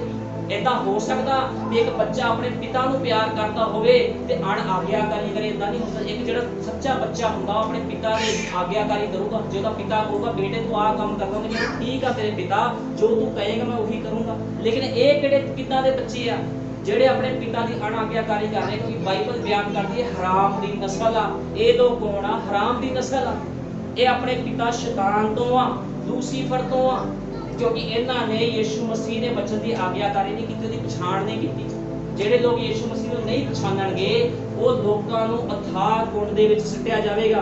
ਕਿਉਂਕਿ ਬਾਈਬਲ ਇਸੇ ਤਰ੍ਹਾਂ ਬਿਆਨ ਕਰਦੀ ਆ। ਹੁਣ ਮੂਸਾ ਨੂੰ, ਜਦੋਂ ਮੂਸਾ ਸੇਵਾ ਕਰਦਾ ਸੀ ਤੇ ਉਹਦਾ ਇੱਕ ਚੇਲਾ ਸੀਗਾ ਜਿਹਦਾ ਨਾਮ ਯਹੋਸ਼ੂਆ ਸੀਗਾ। ਹੁਣ ਯਹੋਸ਼ੂਆ ਨੂੰ ਪਤਾ ਸੀਗਾ ਵੀ ਜਿਹੜਾ ਮੂਸਾ ਆ, ਮੂਸਾ ਦੇ ਅੰਦਰ ਖੁਦਾ ਦਾ ਆਤਮਾ ਰਹਿੰਦਾ ਆ। ਜਿੱਥੇ ਜਿੱਥੇ ਮੂਸਾ ਜਾਂਦਾ ਸੀ ਯਹੋਸ਼ੂਆ ਦੀ ਆਗਿਆਕਾਰੀ ਕਰਦਾ ਸੀਗਾ। ਮੈਂ ਤੁਹਾਨੂੰ ਦੱਸਣਾ ਚਾਹੁੰਦਾ ਆ 20 ਲੱਖ ਦੇ ਨਬੀ ਦਾ ਇੱਕ ਸੰਦੇਸ਼ ਆ। 10 ਲੱਖ में से एक, ਉਹ 'ਚ ਲਿਖਿਆ ਵੀ 10 ਲੱਖ ਚੋਂ ਇੱਕ, 20 ਲੱਖ ਚੋਂ 2 ਬਚਾਏ ਜਾਣੇ। ਜਿੱਦਾਂ ਯਹੋਸ਼ੂਆ ਤੇ ਕਲੇਬ ਬਚਾਏ ਗਏ ਸੀ ਮੂਸਾ ਦੇ ਸਮੇਂ ਦੇ ਵਿੱਚ, बाकी सारे लोग मार दिते गए। क्यों मारे गए? क्योंकि इन्हां लोकां ने खुदा दे वचन नूं पछाणिया नहीं, अण आग्याकारी की। प्रभु कहंदा सी तुसीं मूर्ति पूजा कुड़ियां दा विआह नहीं कराना, उन्हां दे प्रसाद नहीं खाने, उन्हां दे विच जाना नहीं। इन्हां लोकां ने की कीता? अपनी ज़बानां ते कंट्रोल नहीं कीता, भूतां दा चढ़ावा खादा ते प्रभु ने सारे दे सारे मार दिते। अज भी लोग मूर्ति पूजक की एक मूर्ति नूं मनना मूर्ति पूजक नहीं। नबी ने कहा मूर्ति नूं पूजना मूर्ति पूजा नहीं है। वो तो एक बोता ਉਹਨੂੰ खड़ा कर दो, चाहे लंबे सिर दो, चाहे कुछ भी कर लो, तो अपनी रखिया आप नहीं कर सकता, लोगों को की बचाऊगा। एक मूर्ति जिहड़ी अपनी रखिया नहीं कर सकती, लोगों को किद्दां बचाऊगी। लेकिन यीशु मसीह जिउंदा खुदा आ, वो की करदा? बचांदा आ। जे ਉਹਨੂੰ कोई आवाज मारदा है, वो बचांदा आ। ਜਦੋਂ यूनान नबी ने मच्छी के पेट विचों आवाज लगाई, हे मेरे पिता मेरे तो गलती हो गई, मैनू माफ कर दे, तो उन्हें मच्छी के पेट दे विचों दी प्रार्थना नूं सुनिया। यीशु मसीह पताल दे विचों भी प्रार्थना सुनदा है। ਇਹਨੂੰ ਕਹਿੰਦੇ ਆ ਜਿਉਂਦਾ ਖੁਦਾ। ਤੇ ਇਸ ਕਰਕੇ ਉਹਨੇ ਕਿਹਾ ਸੀਗਾ ਵੀ ਮੂਰਤੀ ਪੂਜਾ ਕੀ ਆ? ਤੁਹਾਨੂੰ ਮੈਂ ਅੱਜ ਅਸਲੀ ਮੂਰਤੀ ਪੂਜਾ ਦੱਸਦਾ। ਅਸਲੀ ਮੂਰਤੀ ਪੂਜਾ ਆ ਵਚਨ ਦੀ ਬੇਪ੍ਰਤੀਤੀ ਕਰਨੀ। ਜੇ ਬਾਈਬਲ 'ਚ ਲਿਖਿਆ ਯੀਸ਼ੂ ਮਸੀਹ ਦੇ ਨਾਮ 'ਚ ਬਸਮਾ, ਤੇ ਯੀਸ਼ੂ ਮਸੀਹ ਦੇ ਨਾਮ 'ਚ ਹੀ ਬਸਮਾ ਆ। ਜੇ ਬਾਈਬਲ ਦੇ ਵਿੱਚ ਲਿਖਿਆ ਸਿੰਪਲ ਤੇ ਸਧਾਰਨ ਰਹਿਣਾ ਆ, ਤੇ ਇਸੇ ਤਰ੍ਹਾਂ ਰਹਿਣਾ ਪਵੇਗਾ। ਜੇ ਕੋਈ ਕਹਿੰਦਾ ਅਸੀਂ ਨਹੀਂ ਮੰਨਣਾ, ਉਹ ਬੰਦਾ ਮੂਰਤੀ ਪੂਜਕ ਆ। ਇਸ ਕਰਕੇ ਭਾਈ ਬ੍ਰੈਨਮ ਨੇ ਕਿਹਾ, ਜੇ ਮਸੀਹ ਲੋਕਾਂ ਨੂੰ ਕਿਹਾ ਨਾਮਧਾਰੀਏ। ਨਾਮਧਾਰੀ ਦਾ ਮਤਲਬ ਹੁੰਦਾ ਆ ਸਿਰਫ ਨਾਮ ਨੂੰ ਗ੍ਰਹਿਣ ਕੀਤਾ ਆ, ਲੇਕਿਨ ਵਚਨ ਦੇ ਅਨੁਸਾਰ ਜੀਵਨ ਨਹੀਂ ਬਤੀਤ ਕਰਦੇ। ਇਹ ਕਿਹੜੇ ਲੋਕ ਆ ਜਿਹੜੇ ਲੋਕ ਨਰਕ ਦੀ ਅੱਗ ਦੇ ਲਈ ਆਪਣੇ ਆਪ ਨੂੰ ਤਿਆਰ ਕਰ ਰਹੇ ਆ? ਇਹ ਲੋਕ ਉਹ ਲੋਕ ਨੇ। ਦੂਜਾ ਤਮੋਥੀਸ ਕੱਢਾਂਗੇ 3:1। ਦੂਜਾ ਤਮੋਥੀਸ 3:1।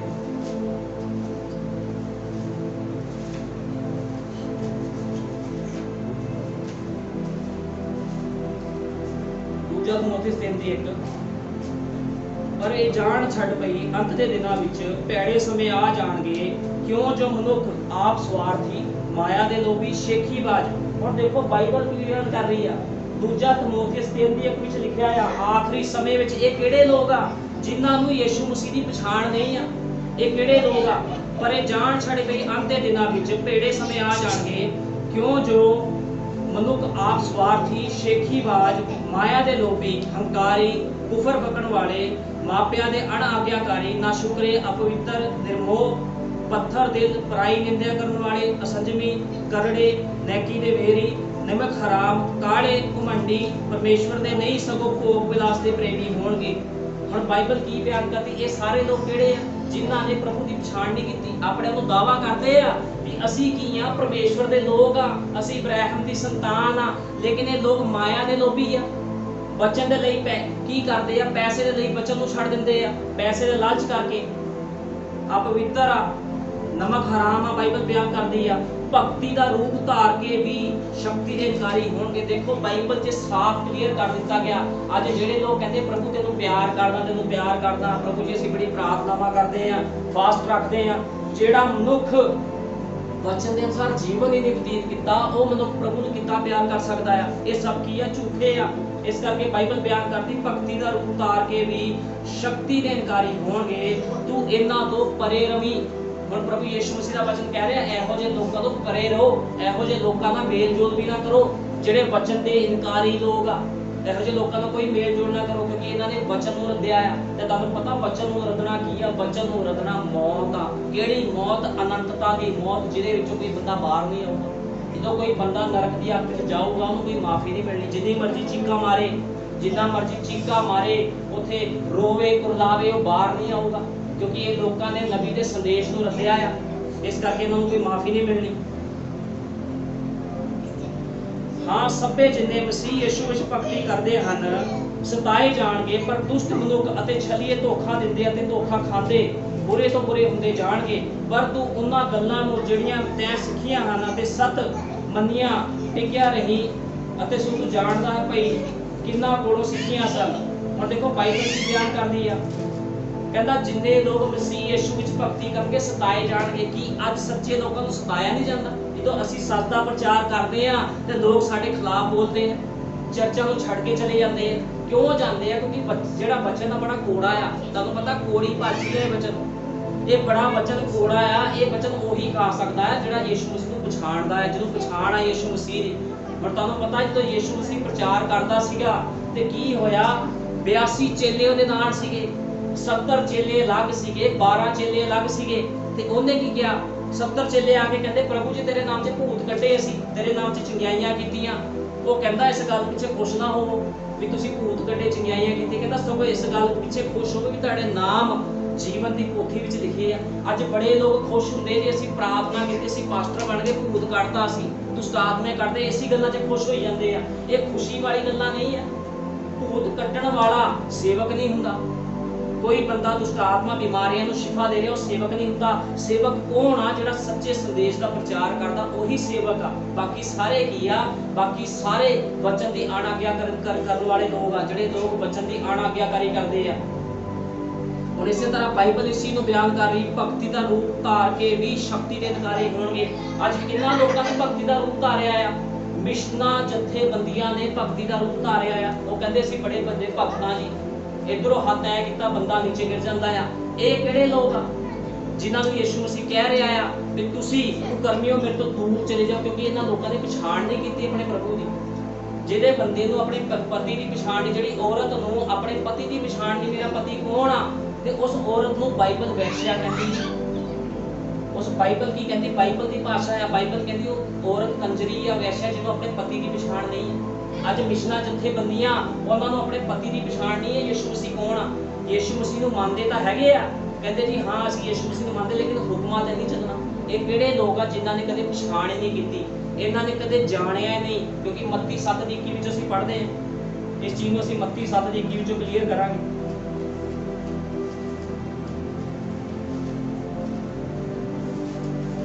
ਮੱਤੀ 7:21। ਸੋ ਤੁਸੀਂ ਉਹਨਾਂ ਦੇ ਫਲਾਂ ਤੋਂ ਉਹਨਾਂ ਨੂੰ ਪਛਾਣੋਗੇ।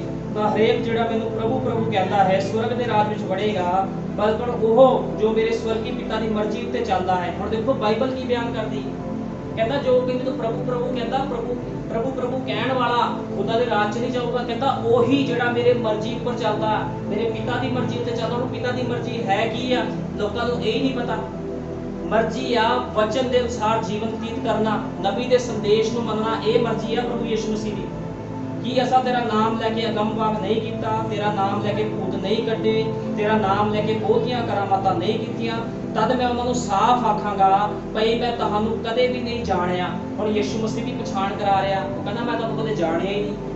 ਹੁਣ ਮੰਨ ਲਓ ਤੁਸੀਂ ਕਿਸ ਨੂੰ ਨਹੀਂ ਜਾਣਦੇ, ਤੁਹਾਡੇ ਘਰੇ ਕੋਈ ਬੰਦਾ ਆਂਦਾ, ਤੁਸੀਂ ਉਹਨੂੰ ਘਰੇ ਵਾੜ ਲਓਗੇ। ਤੁਸੀਂ ਕਹੋਗੇ ਮੈਂ ਤੈਨੂੰ ਜਾਣਦਾ ਨਹੀਂ ਆ, ਤੂੰ ਮੇਰਾ ਰਿਸ਼ਤੇਦਾਰ ਨਹੀਂ, ਮੈਂ ਤੈਨੂੰ ਆਪਣੇ ਘਰ 'ਚ ਨਹੀਂ ਵਾੜਨਾ। ਤੁਸੀਂ ਕਹੋਗੇ ਤੂੰ ਬਾਹਰ ਖੜਾ ਰਹਿ, ਲੇਕਿਨ ਕੌਣ ਅੰਦਰ ਜਾਂਦਾ ਆ? ਜਿਹਦੇ ਜਾਣ ਪਛਾਣ ਹੁੰਦੀ ਆ ਉਹ ਅੰਦਰ ਆਂਦਾ ਆ। ਤੁਸੀਂ ਉਸੇ ਬੰਦੇ ਨੂੰ, ਉਸੇ ਭੈਣ ਭਾਈ ਨੂੰ ਅੰਦਰ ਵਾੜੋਗੇ ਜਿਹੜਾ ਤੁਹਾਡਾ ਰਿਸ਼ਤੇਦਾਰ ਆਊਗਾ, ਤੁਹਾਡੀ ਜਾਣ ਪਛਾਣ ਵਾਲਾ ਹੋਊਗਾ, ਲੇਕਿਨ ਅਣਜਾਣ ਨੂੰ ਤੁਸੀਂ ਅੰਦਰ ਨਹੀਂ ਆਣ ਦੋਗੇ। ਇਸੇ ਤਰ੍ਹਾਂ ਪ੍ਰਭੂ ਯਿਸੂ ਮਸੀਹ ਕਹਿ ਰਿਹਾ ਆ, ਕਹਿੰਦਾ ਮੈਂ ਤੁਹਾਨੂੰ ਕਦੇ ਵੀ ਨਹੀਂ ਜਾਣਿਆ। ਜੇ ਇਹਨਾਂ ਕੋਲ ਪਛਾਣ ਪੱਤਰ ਹੁੰਦਾ ਵੀ ਪ੍ਰਭੂ ਅਸੀਂ ਤੇਰੇ ਬੱਚੇ ਆ, ਅਸੀਂ ਤੇਰੇ ਨਾਮ 'ਚ ਬਸਮਾ ਲਿਆ, ਤੇਰੇ ਨਾਮ 'ਚ ਜੀਵਨ ਬਤੀਤ ਕੀਤਾ, ਤੇ ਪ੍ਰਭੂ ਕਹਿ ਸਕਦਾ ਸੀ ਠੀਕ ਆ ਤੁਸੀਂ ਆ ਜਾਓ। ਲੇਕਿਨ ਇਹ ਲੋਕਾਂ ਨੇ ਕੀ ਕੀਤਾ? ਵਚਨ ਤੋਂ ਬਾਹਰ ਕੰਮ ਕੀਤੇ ਆ। ਸੋ ਹਰੇਕ ਜੋ ਇਹ ਵਚਨ ਸੁਣਦਾ ਤੇ ਉਹਨਾਂ ਉੱਤੇ ਚੱਲਦਾ ਹੈ, ਉਸ ਗੁਲਮਾਨ ਵਰਗਾ ਜਾਣਿਆ ਜਾਵੇਗਾ ਜਿਸਨੇ ਪੱਥਰ ਉੱਤੇ ਆਪਣਾ ਘਰ ਬਣਾਇਆ। ਔਰ ਪ੍ਰਭੂ ਦਾ ਵਚਨ ਕਹਿੰਦਾ ਹਰੇਕ ਮਨੁੱਖ ਜਿਹੜਾ ਮੇਰੇ ਵਚਨ ਨੂੰ ਸੁਣਦਾ ਆ, ਉਹਦੇ ਅਨੁਸਾਰ ਜੀਵਨ ਬਤੀਤ ਕਰਦਾ, ਕਹਿੰਦਾ ਉਸ ਮਨੁੱਖ ਵਰਗਾ ਆ ਜਿਹਨੇ ਆਪਣਾ ਘਰ ਕਿਹਦੇ ਉੱਪਰ ਬਣਾਇਆ? ਪੱਥਰ ਉੱਤੇ ਬਣਾਇਆ। ਤੁਹਾਨੂੰ ਪਤਾ ਜੇ ਕੋਈ ਰੇਤ ਦੇ ਉੱਪਰ ਆਪਣਾ ਘਰ ਬਣਾਵੇ ਤੇ ਕੀ ਹੋਊਗਾ? ਰੇਤ ਦੇ ਉੱਪਰ ਘਰ ਬਣਾਓਗੇ ਤੇ ਕੀ ਹੋਊਗਾ? ਸਮੁੰਦਰ ਦੀ ਛਲ ਆ ਕੇ ਕੀ ਕਰੂਗੀ? ਉਸ ਘਰ ਨੂੰ ਸਿੜ ਦੂਗੀ। ਲੇਕਿਨ ਜੇ ਪੱਥਰ ਉੱਤੇ ਘਰ ਹੋਊਗਾ ਤੇ ਉਸ ਘਰ ਨੂੰ ਕੋਈ ਢਾਹ ਨਹੀਂ ਸਕਦਾ। ਇਸ ਕਰਕੇ ਸਾਨੂੰ ਸਾਰਿਆਂ ਨੂੰ ਚਾਹੀਦਾ ਆ ਕਿ ਪ੍ਰਭੂ ਯਿਸੂ ਮਸੀਹ ਦੇ ਵਚਨ ਵੱਲ ਦੇਖੀਏ, ਕੀ ਖੁਦਾ ਦਾ ਵਚਨ ਕਹਿੰਦਾ ਆ। ਜਿਹੜੇ ਲੋਕ ਪ੍ਰਭੂ ਤੋਂ ਵਿਛੜੇ ਹੋਏ ਆ, ਜਿਹੜੇ ਲੋਕ ਪ੍ਰਭੂ ਨੂੰ ਪਛਾਣਦੇ ਵੀ, ਉਹ ਤੋਬਾ ਕਰਨ ਕਹਿਣ ਪ੍ਰਭੂ ਯਿਸੂ ਮਸੀਹ ਤੂੰ ਸਾਡੇ ਗੁਨਾਹ ਪਾਪਾਂ ਦੇ ਲਈ ਸਾਡੀ ਆਪਣੀ ਜਾਨ ਦਿੱਤੀ ਹੈ, ਸਾਡੇ ਤੇ ਦਇਆ ਕਰ, ਸਾਡੇ ਤੇ ਦਇਆ ਕਰ। ਯਿਸੂ ਮਸੀਹ ਦੇ ਨਾਮ 'ਚ ਬਸਮਾ ਲਓ, ਤੁਹਾਡੇ ਜੀਵਨ ਬਚ ਜਾਣਗੇ। ਲੇਕਿਨ ਜੇ ਤੁਸੀਂ ਯਿਸੂ ਮਸੀਹ ਨੂੰ ਛੱਡ ਕੇ ਚਲੇ ਜਾਂਦੇ ਇਸ ਦੁਨੀਆ ਤੋਂ, ਫਿਰ ਨਰਕ ਦੀ ਅੱਗ ਤੁਹਾਡਾ ਇੰਤਜ਼ਾਰ ਕਰ ਰਹੀ। ਕਿਉਂਕਿ ਮੈਂ ਤੁਹਾਨੂੰ ਦੱਸਦਾ ਨਰਕ ਦੇ ਵਿੱਚੋਂ ਕਿਸੇ ਨੇ ਨਹੀਂ ਬਚਾਉਣਾ। ਇਸ ਧਰਤੀ ਦੀ ਕੋਈ ਦੂਜਾ ਪਰਮੇਸ਼ਵਰ ਨਹੀਂ ਆ, ਇੱਕੋ ਹੀ ਪਰਮੇਸ਼ਵਰ ਆ। 10 ਕਰੋੜ 20 ਕਰੋੜ 30 ਕਰੋੜ ਖੁਦਾ ਨਹੀਂ ਹੁੰਦੇ, ਸਭ ਦੁਸ਼ਟ ਆਦਮੇ ਨੇ। ਇੱਕੋ ਹੀ ਖੁਦਾ ਆ ਜਿਹਦਾ ਨਾਮ ਯਿਸੂ ਮਸੀਹ ਆ, ਤੇ ਯਿਸੂ ਮਸੀਹ ਦੇ ਨਾਮ 'ਚ ਸ਼ਾਂਤੀ ਆ, ਯਿਸੂ ਮਸੀਹ ਦੇ ਨਾਮ 'ਚ ਛੁਟਕਾਰਾ ਆ। ਜਿਹੜਾ ਬੰਦਾ ਯਿਸੂ ਮਸੀਹ ਨੂੰ ਮੰਨਦਾ ਆ, ਉਹਦਾ ਸਰੀਰ ਭਾਵੇਂ ਨਾਸ਼ ਹੋ ਜਾਵੇ, ਉਹਦੀ ਆਤਮਾ ਕਦੇ ਨਾਸ਼ ਨਹੀਂ ਹੋਣੀ। ਇਸ ਕਰਕੇ ਮੈਂ ਤੁਹਾਨੂੰ ਦੱਸ ਰਿਹਾ, ਨਬੀ ਨੇ ਕਿਹਾ ਜਿੰਨੇ ਲੋਕਾਂ ਨੇ ਯਿਸੂ ਮਸੀਹ ਦੇ ਨਾਮ 'ਚ ਬਸਮਾ ਲਿਆ, ਜੀਵਨ ਬਤੀਤ ਕਰਦੇ, ਸਭ ਦੇ ਸਭ ਅਮਰ ਆ। ਤੁਹਾਨੂੰ ਪਤਾ ਖੁਦਾ ਦੀ ਦੁਲਹਨ ਅਮਰ ਆ। ਅਮਰ ਦਾ ਮਤਲਬ ਕਦੇ ਵੀ ਮੌਤ ਦੇ ਵਿੱਚ ਨਹੀਂ ਜਾਣਾ, ਕਦੇ ਮੌਤ 'ਚ ਨਹੀਂ ਜਾਣਗੇ। ਜੇ ਬੰਦਾ ਮਰ ਵੀ ਜਾਂਦਾ, ਇਹ ਸਰੀਰ ਫਿਰ ਖੜਾ ਹੋ ਜਾਊਗਾ ਇੱਕ ਦਿਨ। ਇਹ ਸਰੀਰ ਫਿਰ ਖੜਾ ਹੋ ਜਾਊਗਾ ਜਦੋਂ ਯਿਸੂ ਮਸੀਹ ਆਪਣੀ ਦੁਲਹਨ ਨੂੰ ਲੈਣ ਆਊਗਾ। ਇਸ ਕਰਕੇ ਸਾਨੂੰ ਸਾਰਿਆਂ ਨੂੰ ਚਾਹੀਦਾ ਜੋ ਖੁਦਾ ਦਾ ਵਚਨ ਕਹਿੰਦਾ ਉਹਦੇ ਅਨੁਸਾਰ ਜੀਵਨ ਬਤੀਤ ਕਰੋ, ਆਪਣੀ ਪਛਾਣ ਬਣਾਓ ਕਿ ਯਿਸੂ ਮਸੀਹ ਮੈਂ ਆਪਣੀ ਪਛਾਣ ਬਣਾਉਣਾ ਚਾਹੁੰਦਾ ਇਸ ਧਰਤੀ ਤੇ, ਤਾਂ ਕਿ ਲੋਕ ਜਾਣ ਵੀ ਮੈਂ ਉਹਨਾਂ ਲੋਕਾਂ ਵਰਗਾ ਨਹੀਂ ਜਿਹੜੇ ਲੋਕ ਵਚਨ ਤੋਂ ਬਾਹਰ ਕੰਮ ਕਰਦੇ ਨੇ, ਉਹਨਾਂ ਲੋਕਾਂ ਵਰਗਾ ਬਣਨਾ ਚਾਹੁੰਦਾ ਪ੍ਰਭੂ ਜੀ ਜਿਹੜੇ ਤੇਰੇ ਵਚਨ ਦੇ ਅਨੁਸਾਰ ਜੀਵਨ ਬਤੀਤ ਕਰਦੇ ਆ। ਇਬਰਾਹਿਮ ਦੀ ਸੰਤਾਨ ਵਰਗੇ ਬਣੋ। ਇਬਰਾਹਿਮ ਦੀ ਸੰਤਾਨ ਉਹੀ ਲੋਕ ਨੇ ਜਿਹੜੇ ਜਿਨ੍ਹਾਂ ਕੋਲ ਪਛਾਣ ਆ, ਜਿਨ੍ਹਾਂ ਕੋਲ ਪ੍ਰਮਾਣ ਪੱਤਰ ਵੀ ਪ੍ਰਭੂ ਜੀ ਅਸੀਂ ਤੇਰੇ ਬੱਚੇ ਆ। ਬਿਨਾਂ ਪ੍ਰਮਾਣ ਪੱਤਰ ਤੋਂ ਖੁਦਾ ਦੇ ਰਾਜ 'ਚ ਕੋਈ ਦਾਖਲ ਨਹੀਂ ਹੋ ਸਕਦਾ। ਪ੍ਰਭੂ ਯਿਸੂ ਮਸੀਹ ਸਾਰਿਆਂ ਨੂੰ ਬਰਕਤ ਦੇਵੇ। ਆਓ ਪ੍ਰਾਰਥਨਾ ਕਰਦੇ ਹਾਂ। ਹਾਲੇਲੂਇਆ। ਧੰਨਵਾਦ ਯਿਸੂ ਮਸੀਹ, इब्राहिम इसहाक इजराइल के खुदावंद प्रभु यीशु मसीह मैं तेरे नाम की महिमा करता प्रभु जी। सचमुच तेरे महान पिता तेरी बड़ी कृपा प्रभु जी साडे उत्ते हुई है खुदावंदा। तेरे सारे भेद प्रभु यीशु मसीह तेरी जुल्हां उत्ते खुल गए हैं खुदावंदा। ते मेरे महान पिता साडे को साडी पछाण है प्रभु यीशु मसीह, असीं तैनूं पछाणदे हां मेरे महान पिता तू कौन है खुदावंदा। प्रभु यीशु मसीह तू ओही है प्रभु यीशु मसीह जिन्हें मूसा दे नाल रह के खुदावंदा समुद्र नूं दो भाग कीता सी खुदावंदा। इन्हें प्रभु यीशु मसीह यहोशुआ दे नाल रहिंदे होए प्रभु जी यरदन नूं दो भाग कर दिता सी खुदावंदा। वही खुदा है प्रभु यीशु मसीह। ते मैं विश्वास करता मेरे महान पिता अज तू सारे दी गवाही कर रहा है खुदावंदा। प्रभु जी मैं उन्हां लोकां वास्ते प्रार्थना करता मेरे महान लोड ਜਿਹੜੇ ਲੋਕਾਂ ਦੇ ਕੋਲ ਪ੍ਰਭੂ ਜੀ ਪਛਾਣ ਨਹੀਂ ਹੈ ਪ੍ਰਭੂ ਜੀ, ਜਿਹੜੇ ਲੋਕ ਤੈਨੂੰ ਪਛਾਣਦੇ ਨਹੀਂ ਆ ਪ੍ਰਭੂ ਜੀ ਉਹਨਾਂ ਲੋਕਾਂ ਦੇ ਲਈ ਮੈਂ ਬੇਨਤੀ ਕਰਦਾ ਪ੍ਰਭੂ ਜੀ ਉਹਨਾਂ ਤੇ ਦਇਆ ਕਰ ਪ੍ਰਭੂ ਜੀ, ਉਹਨਾਂ ਦੀ ਅੱਖਾਂ ਤੋਂ ਛਿਲਕੇ ਉਤਾਰ ਤਾਂ ਕਿ ਉਹ ਜਾਣ ਪ੍ਰਭੂ ਯਿਸੂ ਮਸੀਹ ਤੂੰ ਤਿੰਨ ਨਹੀਂ ਹੈ ਖੁਦਾਵੰਦਾ, ਤੂੰ ਇੱਕੋ ਹੀ ਹੈ ਪ੍ਰਭੂ ਯਿਸੂ ਮਸੀਹ ਜਿਹਦੀ ਅਸੀਂ ਉਪਾਸਨਾ ਕਰਦੇ ਮੇਰੇ ਮਹਾਨ ਪਿਤਾ, ਕਿਉਂਕਿ ਤੇਰਾ ਨਾਮ ਪ੍ਰਭੂ ਯਿਸੂ ਮਸੀਹ ਹੈ ਖੁਦਾਵੰਦਾ। ਤੂੰ ਇਹ ਭੇਤ ਆਪਣੇ ਚੇਲੇ ਦੁਆਰਾ ਖੋਲ ਦਿੱਤਾ ਸੀ ਪਤਰਸ ਦੇ ਦੁਆਰਾ ਪ੍ਰਭੂ ਜੀ ਨੂੰ ਕਿਹਾ ਸੀ ਪਿਤਾ ਪੁੱਤਰ ਪਵਿੱਤਰ ਆਤਮਾ ਦੇ ਨਾਮ 'ਚ ਬਸਮਾ ਦੋ, ਲੇਕਿਨ ਤੇਰੇ ਚੇਲੇ ਨੇ ਜਾ ਕੇ ਪ੍ਰਭੂ ਯਿਸੂ ਮਸੀਹ ਦੇ ਨਾਮ 'ਚ ਬਸਮਾ ਦਿੰਦੇ ਹੋਏ ਤੇਰੇ ਭੇਤ ਨੂੰ खोल देता प्रभु जी। तेरे नाम च छुटकारा है, तेरे नाम च जीवन है, तेरे नाम च शांति है प्रभु जी। तेरे नाम दे विच ही रैप्चर है खुदावंदा, क्योंकि जेड़ा मनुख तेरा नाम लेंदा है प्रभु जी उसके रैप्चर नूं कोई रोक नहीं सकता मेरे महान पिता, क्योंकि तेरा नाम प्रभु यीशु मसीह है। तू सारे ते दया करनी है, कृपा करनी है प्रभु जी, सारे नूं हलीमी वाला दिल दे खुदावंदा। हर एक प्रभु जी घमंडी तेरे अगे झुक जावे खुदावंदा। सारे प्रभु यीशु मसीह लोग खुदावंदा तेरे अगे झुक जाण खुदावंदा। ते प्रभु जी विश्वास करना एक दिन वो आवेगा खुदावंदा जो संसार का एक घुटना तेरे अगे झुकेगा, तो तेरे बाइबल से लिखा तेरे वचन से लिखा है एक दिन हर एक संसार का घुटना मेरे अगे झुकेगा। सच्चे प्रभु यीशु मसीह असीं भी तेरे अगे झुकदे हां मेरे महान पिता। प्रभु यीशु मसीह अज दे लई सारिआं नूं बरकत देनी है खुदावंदा। हर एक दे जीवन विच प्रभु जी तंदुरुस्ती लैके आनी है, सारी बीमारियां कमजोरियां कटियां नूं प्रभु यीशु मसीह सब लोकां दे विच खत्म करना है। सारा आदर जलाल महिमा तेरे जिंदा जलाली सामर्थ दे नाम प्रभु यीशु मसीह। आमीन। हालेलुया।